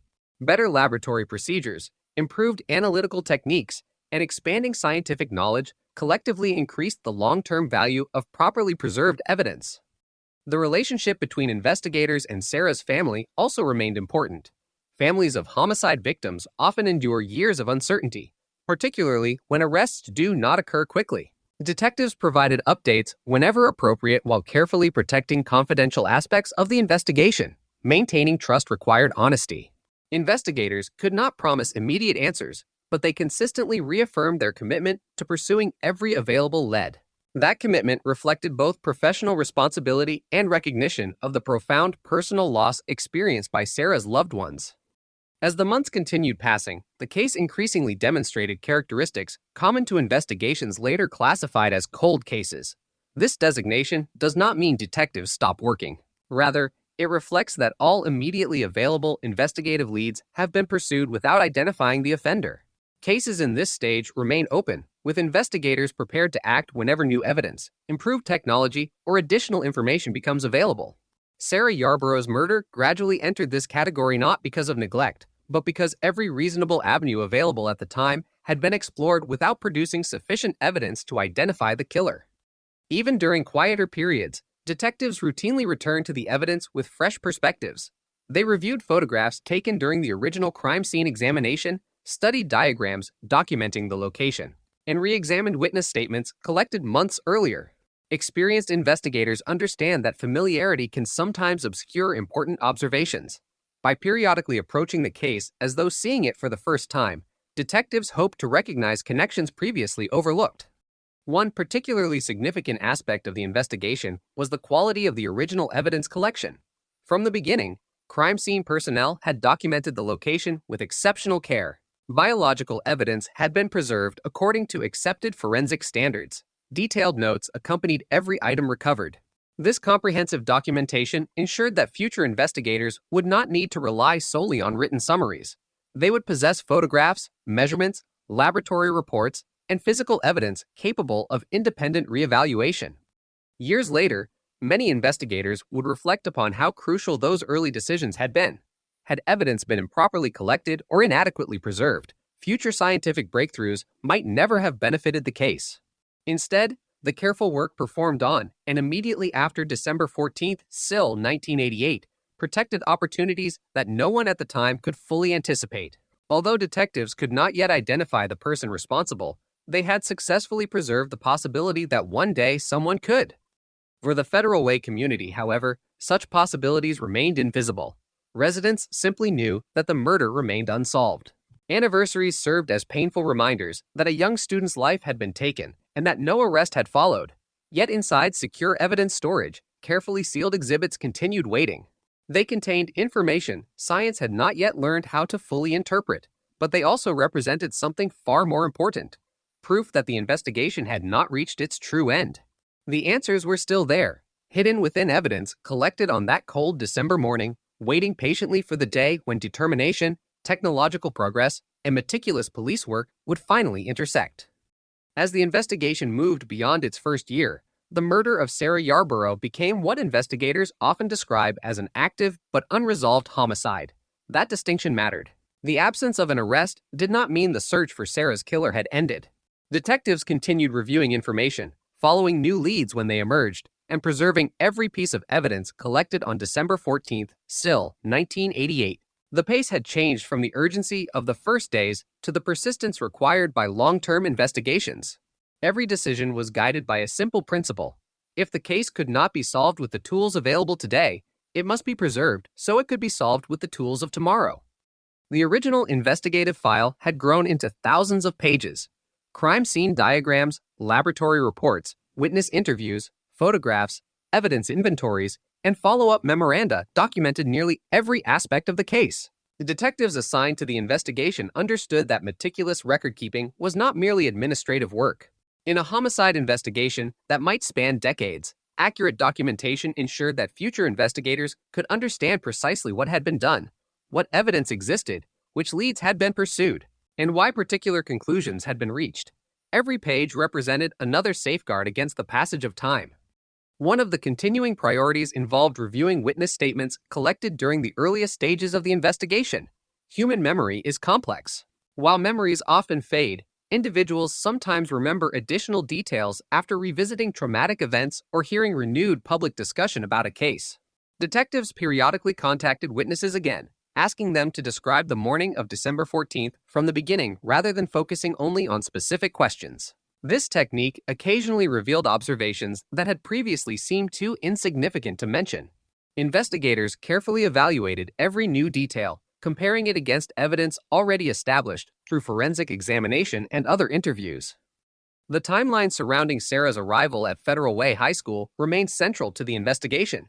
Publicly available records established that she had arrived before regular classes began, consistent with her routine participation in school activities.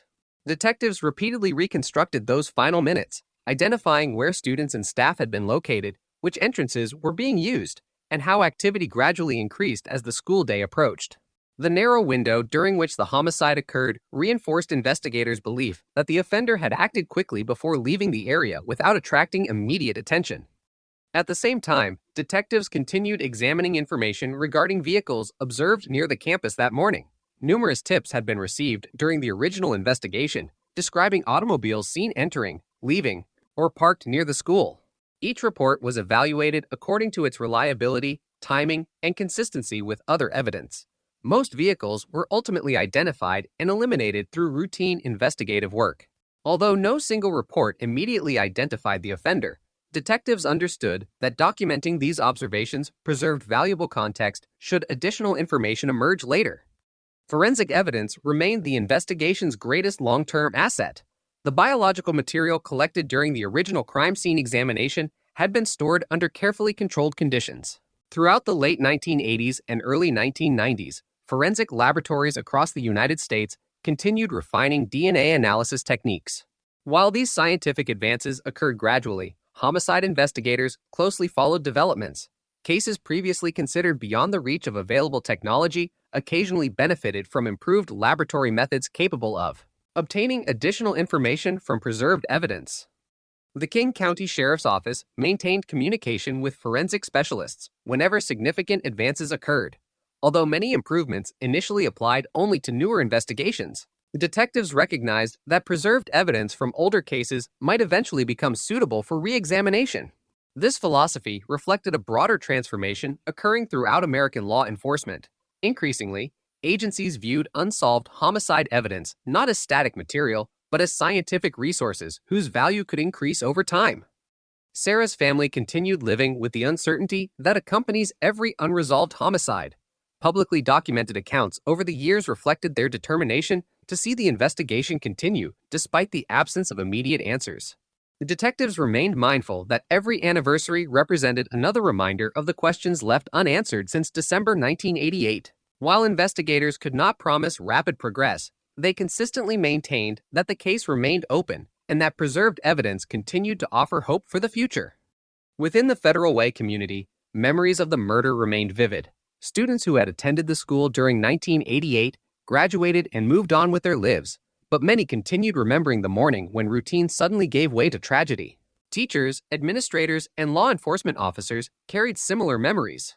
Although daily life gradually returned to normal, the case became part of the community's collective history, a reminder of both profound loss and the determination to continue seeking justice. Investigators also benefited from improvements in information management. As technology evolved during the following years, agencies increasingly converted older investigative records into formats that allowed detectives to search, organize, and compare information more efficiently. While this administrative work attracted little public attention, it significantly enhanced investigators' ability to review decades of evidence without relying solely on paper files. Cross-referencing witness names, vehicle descriptions, timelines, and forensic reports became increasingly practical, enabling fresh examinations of long-standing investigations. Throughout this period, detectives remained disciplined in distinguishing verified evidence from speculation. High-profile, unsolved cases often generate rumors, theories, and unsupported claims. Investigators repeatedly emphasized the importance of relying upon documented facts rather than assumptions. This commitment protected the integrity of the investigation while ensuring that future prosecutorial decisions, if the case were eventually solved, rested upon reliable evidence rather than public conjecture. The preserved biological evidence continued to represent an unresolved scientific question. Detectives understood that DNA technology was advancing, but they also recognized that laboratories required sufficient sensitivity, validated procedures, and reliable comparison methods before meaningful conclusions could be drawn. Rather than rushing incomplete testing, investigators waited for methods capable of producing results that would withstand scientific and legal scrutiny. Patience became as important as persistence. By the mid-1990s, DNA profiling had become increasingly influential in criminal investigations nationwide. Law enforcement agencies successfully used the technology to identify offenders, exclude innocent individuals, and connect crimes committed across different jurisdictions. Detectives responsible for Sarah Yarborough's case closely monitored these developments, evaluating whether preserved evidence might benefit from emerging techniques. Although immediate answers remained elusive, each scientific advance increased optimism that evidence collected years earlier still possessed untapped investigative value. Internally, the case never disappeared from investigative attention. Supervisors ensured that evidence remained properly preserved, documentation remained complete, and opportunities for renewed examination were not overlooked. Experienced homicide investigators understand that successful long-term cases often depend upon continuity. Even when personnel change through retirement or reassignment, comprehensive records allow new detectives to understand the investigation without losing the knowledge accumulated by their predecessors. The significance of the original crime scene investigation became increasingly apparent as years passed.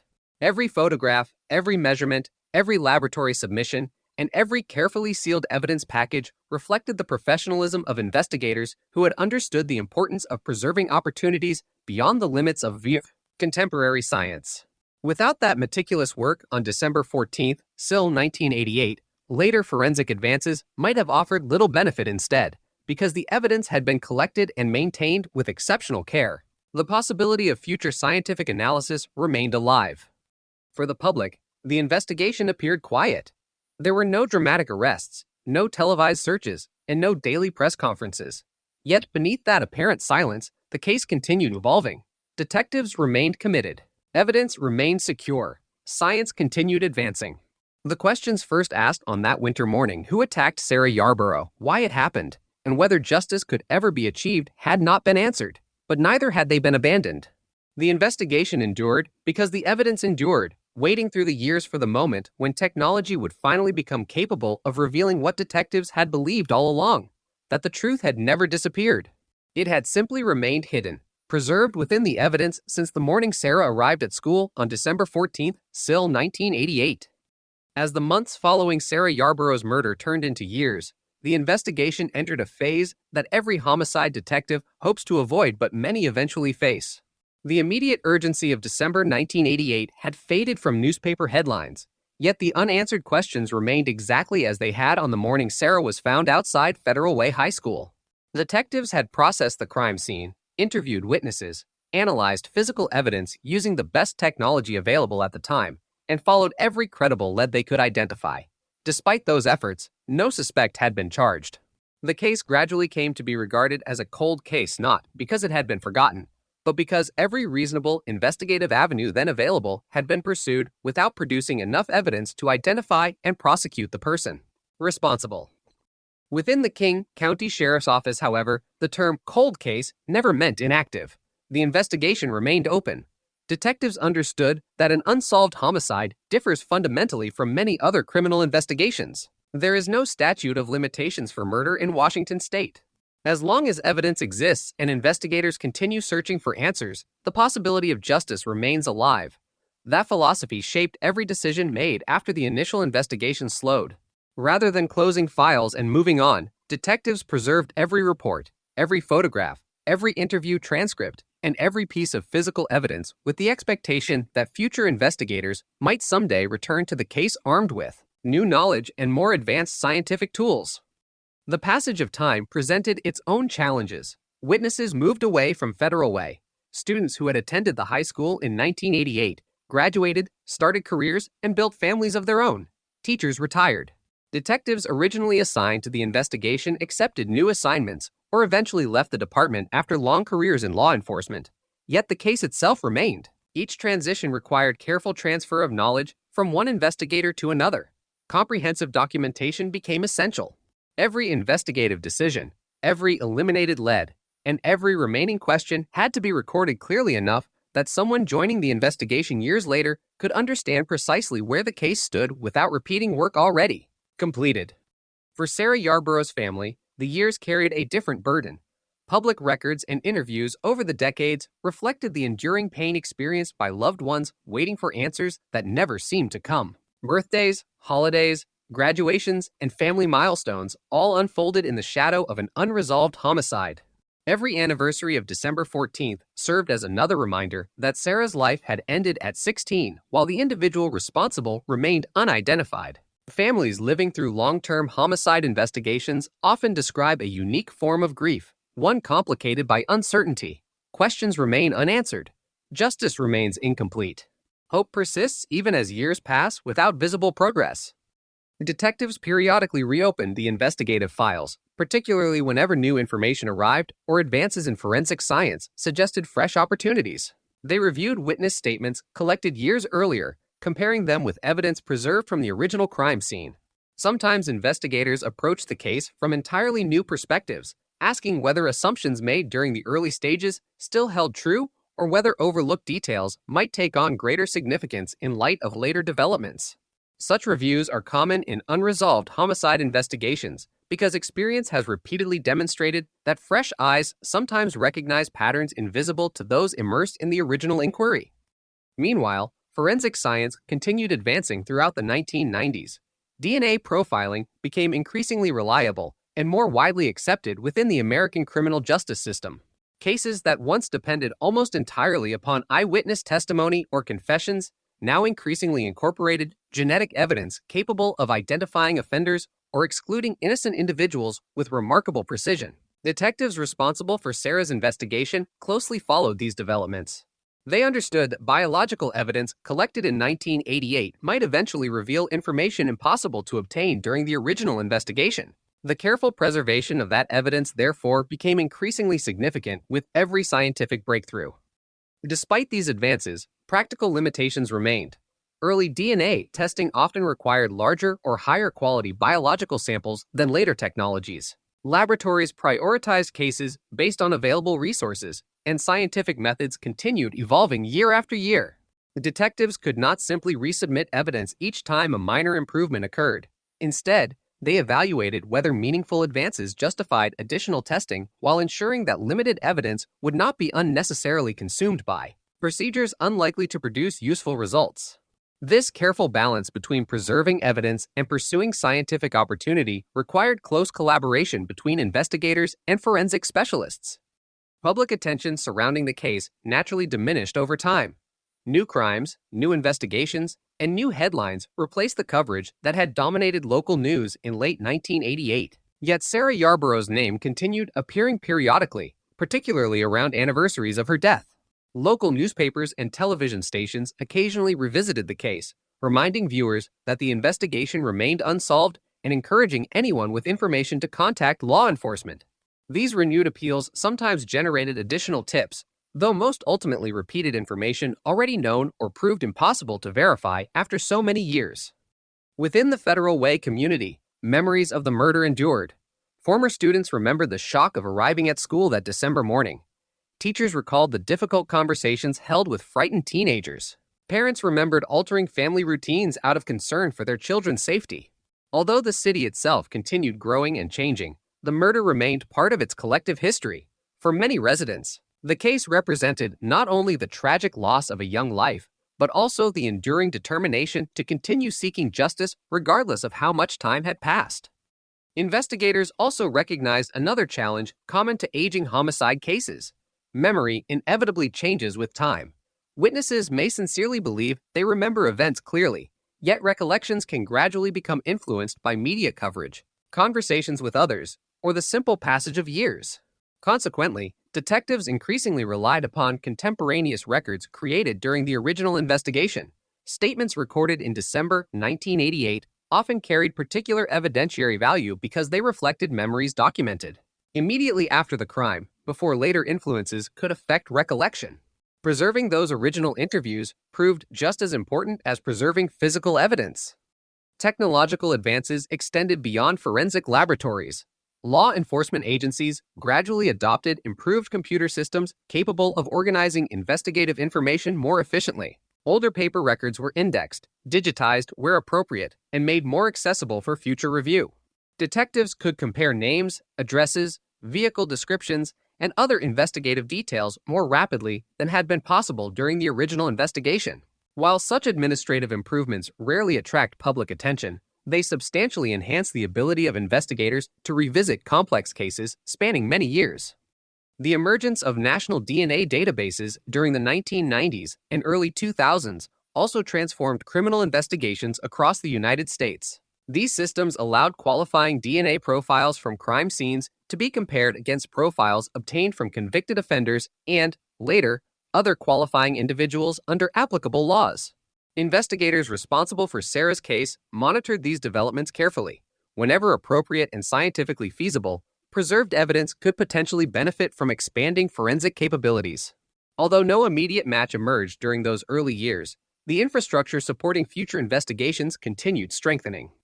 Inside the evidence room, the biological material recovered on December 14, SIL 1988, remained secured under controlled conditions.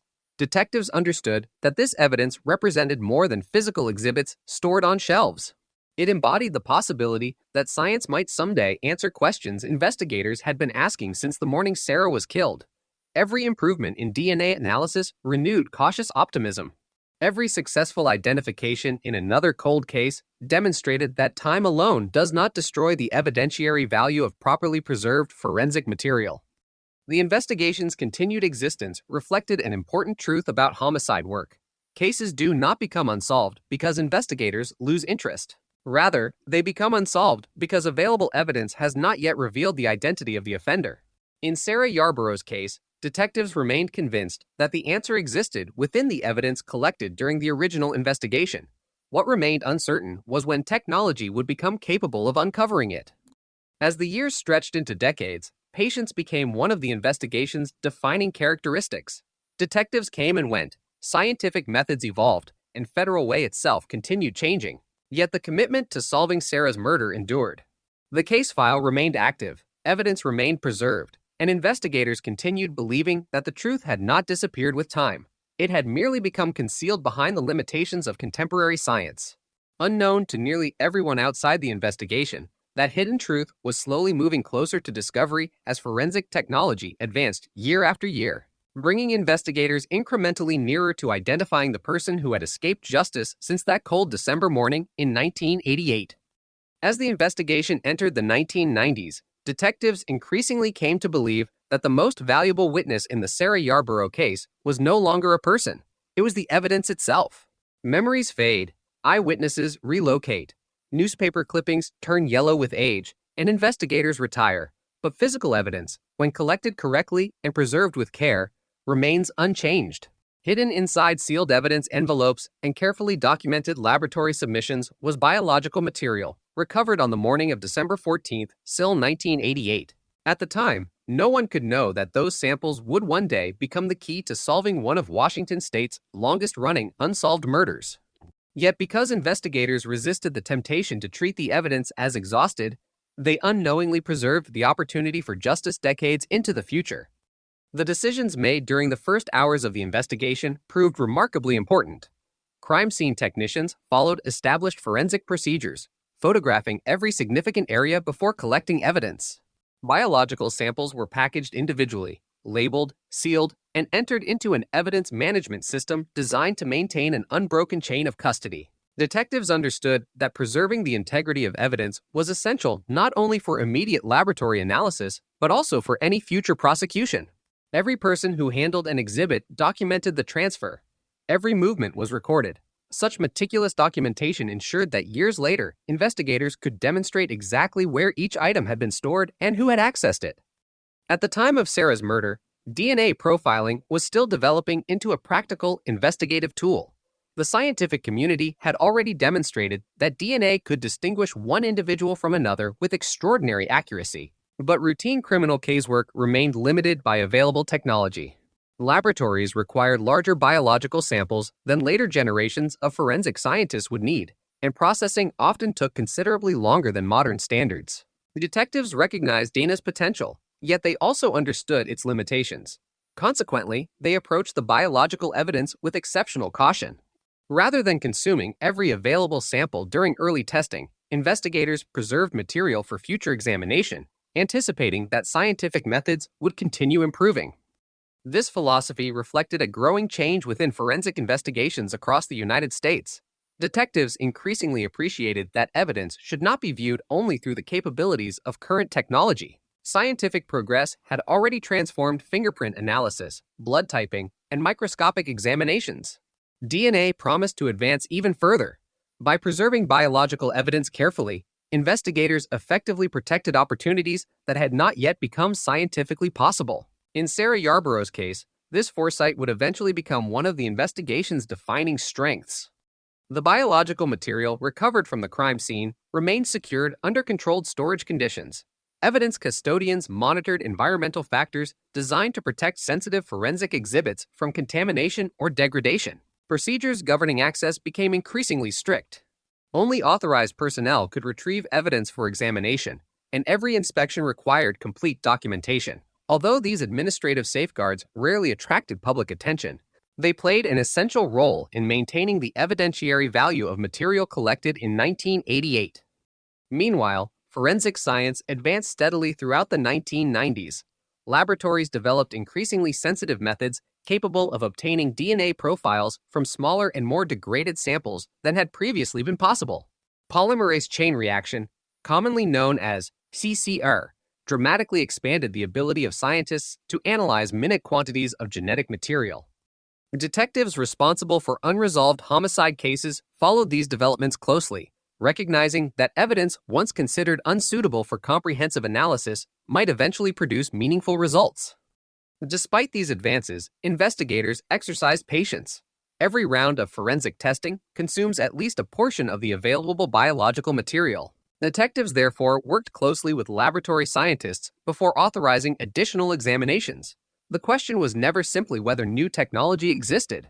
Instead, investigators considered whether available methods had improved enough to justify using irreplaceable evidence. This careful balance between scientific opportunity and evidence preservation required disciplined decision-making. The goal remained not merely to obtain results, but to maximize the likelihood that testing would generate reliable, court-admissible evidence. The emergence of computerized DNA databases represented another major development. Across the United States, qualifying DNA profiles obtained from convicted offenders and crime scenes increasingly became searchable through expanding national systems. Detectives responsible for Sarah's case monitored these developments carefully. Whenever scientifically appropriate, preserved evidence could potentially be compared against expanding databases containing profiles from individuals convicted of qualifying offenses. Although no immediate breakthrough occurred during the early years of database expansion, investigators recognized that every additional profile entered into the system increased the possibility of a future match. Inside the King County Sheriff's Office, the evidence associated with Sarah Yarborough's murder acquired almost symbolic significance. Detectives understood that while witness memories inevitably changed over time, DNA remained constant. Unlike recollections influenced by years of conversations, media reports, or natural memory loss, genetic material preserved exactly the same biological information it contained on the morning it was collected. This scientific permanence provided investigators with confidence that the passage of time alone would not destroy their ability to identify the offender if technological capabilities continued improving. Periodic reviews of the evidence became routine. Investigators consulted forensic specialists regarding newly available testing methods, asking whether advances justified re-examining preserved samples. These discussions reflected collaboration rather than urgency. Detectives understood that forensic science develops incrementally. Each improvement builds upon previous discoveries, gradually expanding the range of questions laboratories can answer. Rather than expecting a single revolutionary breakthrough, investigators recognized that meaningful progress often occurs through many successive refinements. Throughout these years, Sarah's family continued waiting. Publicly available accounts describe their determination to keep the investigation alive despite the absence of visible progress. The detectives remained committed to explaining developments whenever appropriate, emphasizing that evidence preservation represented an active investment in the future rather than passive storage. While there might be few public announcements, important work continued behind laboratory doors and within evidence, facilities where carefully preserved exhibits awaited scientific advances. Nationally, other cold cases gradually demonstrated the remarkable potential of DNA evidence. Investigations once considered permanently unsolved began reaching unexpected resolutions after improved forensic analysis identified offenders or excluded previously suspected individuals. Each successful case reinforced the importance of preserving biological evidence. Detectives working Sarah Yarborough's investigation watched these developments with cautious optimism. Every solved cold case confirmed that time alone does not diminish the value of properly preserved forensic material. Evidence management practices also continued improving. Older paper documentation was supplemented by computerized inventory systems capable of tracking evidence more efficiently. Detailed records ensured investigators could locate exhibits quickly whenever additional testing became appropriate. Maintaining these systems required continuous attention because long-term homicide investigations often span multiple generations of detectives, supervisors, and forensic personnel. Accurate documentation guaranteed continuity regardless of personnel changes. Behind every procedural safeguard remained a simple objective: preserve the opportunity for justice. Detectives could not predict precisely when science would become capable of extracting all available information from the evidence recovered in December 1988. They could, however, ensure that nothing under their control prevented future investigators from trying. Every sealed package, every chain of custody record, every climate-controlled storage facility, and every carefully documented laboratory submission reflected that commitment. Looking back years later, investigators would recognize that preserving the biological evidence had been one of the most consequential decisions made during the original investigation. The samples remained viable because crime scene personnel had collected them properly. They retained evidentiary value because custodians had protected them meticulously. They remained available for increasingly sophisticated analysis because detectives had resisted exhausting them through premature testing. What initially appeared to be routine forensic procedure ultimately became the foundation upon which future scientific breakthroughs would build. As another anniversary of Sarah Yarborough's murder passed, the investigation still lacked the answer everyone sought.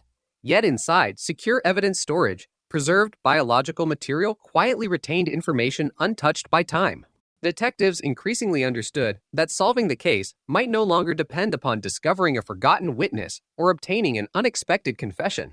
Instead, the path forward appeared more likely to emerge from the silent evidence collected on that winter morning, evidence patiently waiting through years of scientific progress until technology finally became capable of revealing the identity hidden within it. As the years passed and forensic science continued advancing, the murder of Sarah Yarborough never disappeared from the files of the King County Sheriff's Office. Although the investigation had long been classified as a cold case, detectives understood that, quote, cold referred only to the pace of new leads, not to the determination of law enforcement. The evidence collected on December 14, SIL 1988, remained preserved. The case file remained active, and every significant development in forensic technology prompted investigators to ask the same question. Could today's science reveal what yesterday's methods could not? By the late 2010s, that question became more urgent than ever. Across the United States, decades-old murders were being solved through techniques that had not existed when Sarah was killed. Detectives recognized that the time had come to return to one of Washington's most haunting unsolved homicides with a completely new investigative strategy. Reopening a cold case is not as simple as taking an old file from a shelf. It is a systematic process requiring investigators to rebuild the case from the beginning while benefiting from decades of accumulated knowledge. The detectives assigned to Sarah Yarborough's investigation began by reviewing every report generated since the morning her body was discovered outside Federal Way High School. Crime scene photographs were examined again. Witness statements recorded in 1988 were reread carefully. Laboratory reports produced over the years were compared with modern forensic standards. Every decision made by the original investigative team was evaluated, not because detectives believed mistakes had been made, but because new technology often changes the significance of evidence that once appeared inconclusive. The original investigators had left behind an extraordinary foundation. Their careful documentation, meticulous evidence collection, and disciplined preservation practices meant that decades later, the case remained scientifically viable. Biological evidence recovered at the crime scene had been protected according to proper forensic procedures. Chain of custody records remained complete. Photographs, diagrams, and investigative notes allowed modern detectives to understand precisely how evidence had been collected and processed. Without that level of professionalism in 1988, reopening the case years later would have been far more difficult.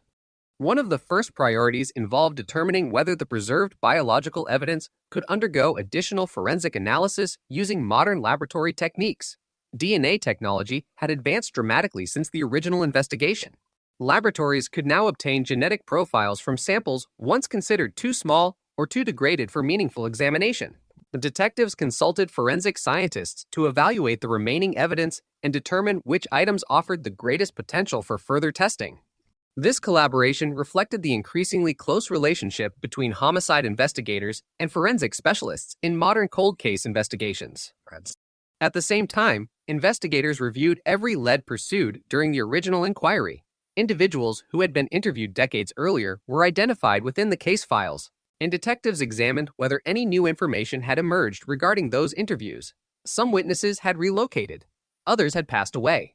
Nevertheless, the original statements remained invaluable because they captured memories recorded immediately after the crime, before years of discussion or media coverage could influence recollections. The detectives treated these contemporaneous accounts as essential historical documents, comparing them carefully against new forensic findings as the investigation progressed. The reopening of the case also benefited from advances in digital information systems. Records that once occupied filing cabinets could now be searched electronically. Names, vehicle descriptions, addresses, telephone numbers, and investigative notes became easier to cross-reference than ever before. Detectives used these tools not to replace traditional investigative work, but to enhance it. Patterns that might have taken weeks to identify using paper records could now emerge much more quickly through systematic digital review. Nationally, the success of other cold case investigations inspired renewed optimism. Across the country, long unsolved murders had been resolved through advances in forensic DNA analysis and investigative genealogy. Cases that had remained dormant for 30 or 40 years suddenly produced arrests because preserved biological evidence could now be linked to individuals using methods unimaginable in 1988. Detectives responsible for Sarah Yarborough's case followed these developments closely. They understood that every successful cold case demonstrated not only the power of modern science, but also the importance of preserving evidence with extraordinary care during the original investigation.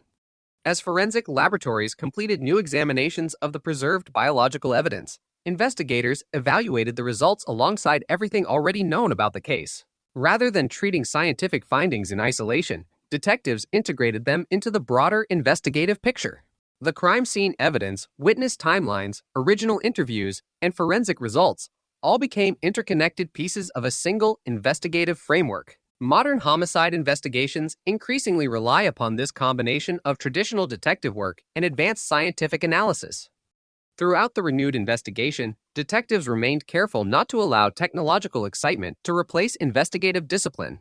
Every new lead required independent verification. Every scientific conclusion had to satisfy rigorous legal standards.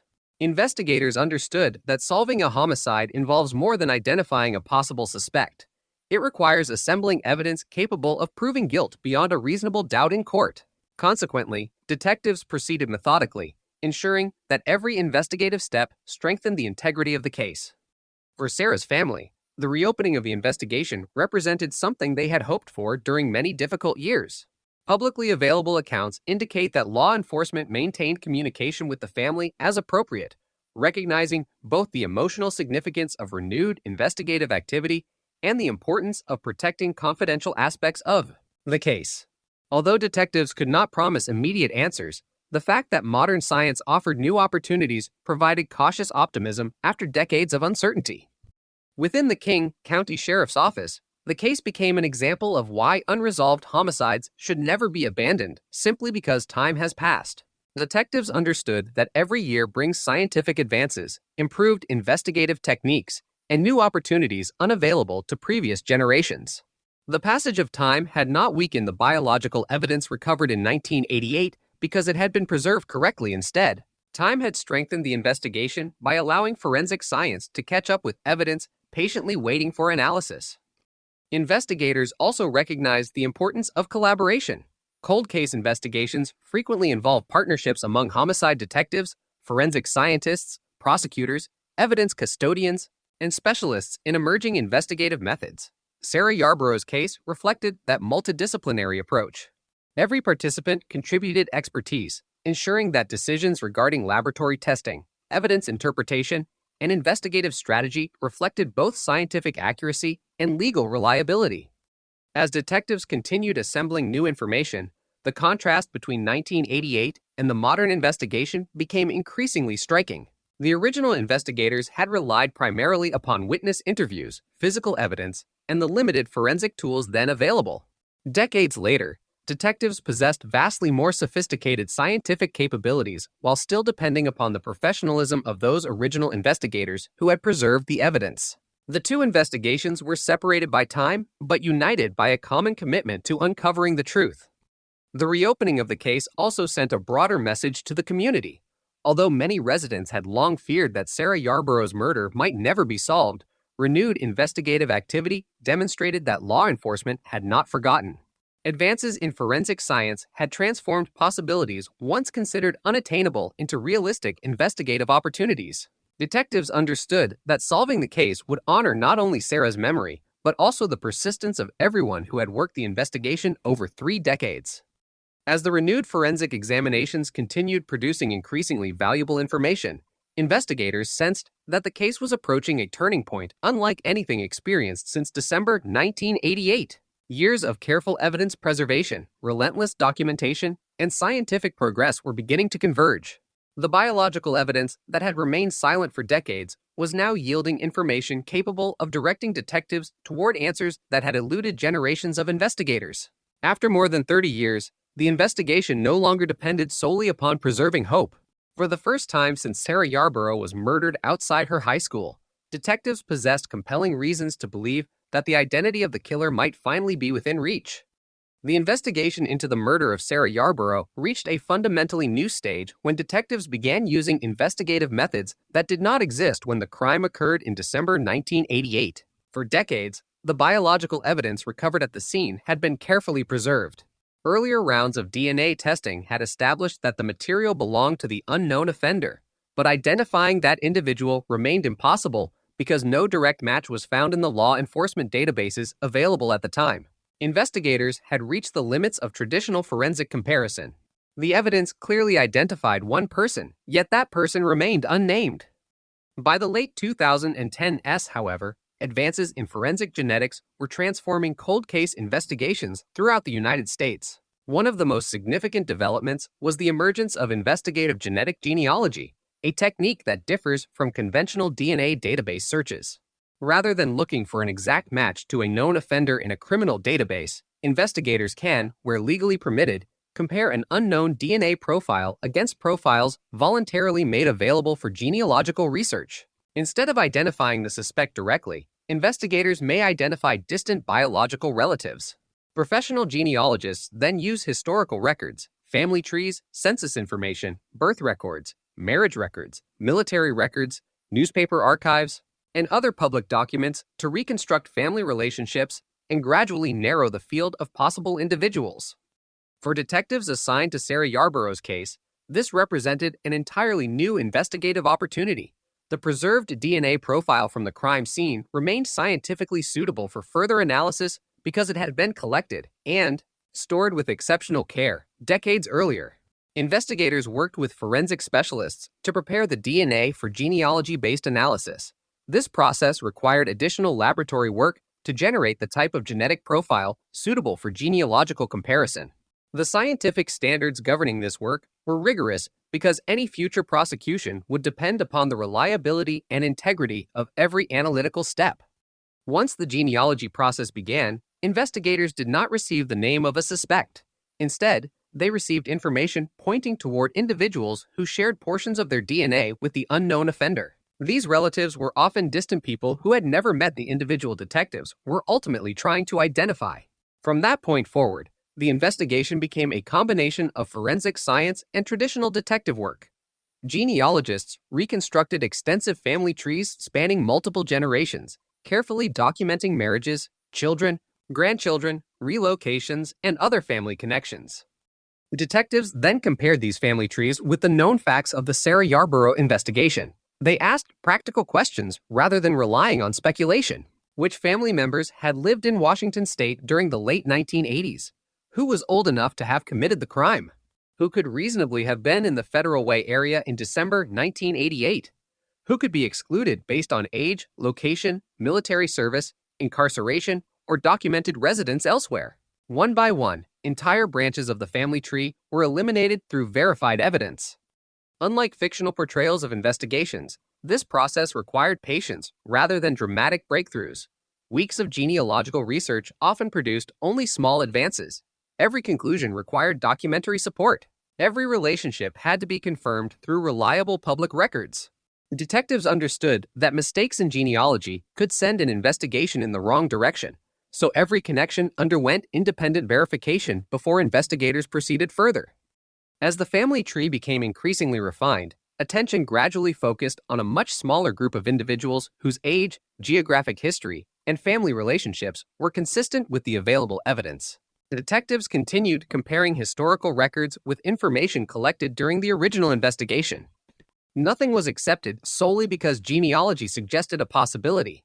Scientific evidence guided the investigation, but traditional police work remained essential. Eventually, investigators identified a person whose background warranted closer examination. At this stage, however, genealogy alone did not establish guilt. Under the law, it served only as an investigative lead. Detectives still needed direct forensic confirmation linking that individual to the biological evidence recovered in 1988. The genealogy research had narrowed the search dramatically, but the investigation was not complete. To obtain that confirmation, investigators followed established legal procedures. As in many cold cases solved through investigative genealogy, detectives sought to obtain a DNA sample associated with the individual identified through the family tree analysis. Once a lawfully obtained comparison sample became available, forensic scientists conducted a direct DNA comparison against the biological evidence preserved from the original crime scene. Unlike genealogy, which identifies possible relatives, this comparison answered a straightforward scientific question. Did the DNA from the newly obtained sample match the DNA recovered during the investigation into Sarah Yarborough's murder? The laboratory results provided investigators with the answer they had been seeking for more than 3 decades. The comparison established that the biological evidence collected on December 14, 1988, matched the identified individual. The decades-long mystery surrounding the unknown DNA profile had finally been resolved through a combination of careful evidence preservation, advances in forensic genetics, meticulous genealogical research, and traditional investigative work. For the detectives who had inherited the case from earlier generations of investigators, the moment represented the culmination of years of persistence built upon work that had begun in the freezing darkness outside Federal Way High School in 1988. The original investigators had no access to investigative genealogy. They could not have imagined the scientific techniques that would eventually become available. Yet because they had preserved the biological evidence with exceptional care, future investigators possessed the opportunity to apply technologies that had not yet been invented. The breakthrough also demonstrated an important lesson repeated across many modern cold case investigations. Scientific progress alone does not solve crimes. Success depends equally upon meticulous crime scene work, accurate evidence preservation, complete documentation, experienced forensic scientists, skilled genealogists, and detectives willing to revisit decades-old investigations with fresh perspectives. In Sarah Yarborough's case, every stage of the investigation from the first photographs taken in December 1988 to the final DNA comparison decades later formed an unbroken chain leading investigators toward the truth that had remained hidden for more than 30 years. More than 35 years after Sarah Yarborough was murdered outside Federal Way High School, the investigation reached the moment that generations of detectives had worked toward. The breakthrough did not come from a confession, a newly discovered eyewitness, or forgotten physical evidence. It came from the convergence of meticulously preserved biological evidence, modern DNA analysis, investigative genetic genealogy, and traditional police work. Together, these investigative tools transformed a decades-old unidentified DNA profile into the identity of a living person. After forensic genealogical research narrowed the pool of potential individuals, detectives focused their investigation on Gary Charles Hartman, a Washington man whose family history, age, and location were consistent with the evidence developed during the investigation. At that stage, however, investigators were careful to treat Hartman as an investigative lead rather than as a confirmed suspect. Genetic genealogy is an investigative method, not evidence of guilt by itself. law enforcement still needed direct forensic confirmation that the DNA recovered from the 1988 crime scene belonged to Hartman. Investigators therefore undertook additional investigative steps consistent with established legal procedures. Their objective was straightforward: obtain a DNA sample attributable to Hartman that could be compared directly with the biological evidence preserved since December 1988. Once an appropriate reference sample was lawfully obtained, forensic scientists conducted a direct DNA comparison using modern laboratory techniques. The results were decisive. According to court records and public statements by the King County Sheriff's Office, the DNA profile obtained from Hartman matched the biological evidence recovered during the investigation into Sarah Yarborough's murder. For detectives, the comparison represented the first direct scientific identification of the person whose DNA had remained unknown for more than 3 decades. The confirmation marked a turning point in the investigation, but detectives understood that their work was not finished. A DNA match, while extraordinarily powerful evidence, forms only one component of a criminal investigation. Investigators carefully reviewed the complete case file, ensuring that the evidence supporting prosecution extended beyond the laboratory findings. Original witness statements, crime scene documentation, forensic reports, chain of custody records, and the chronology developed over decades were all revisited. Prosecutors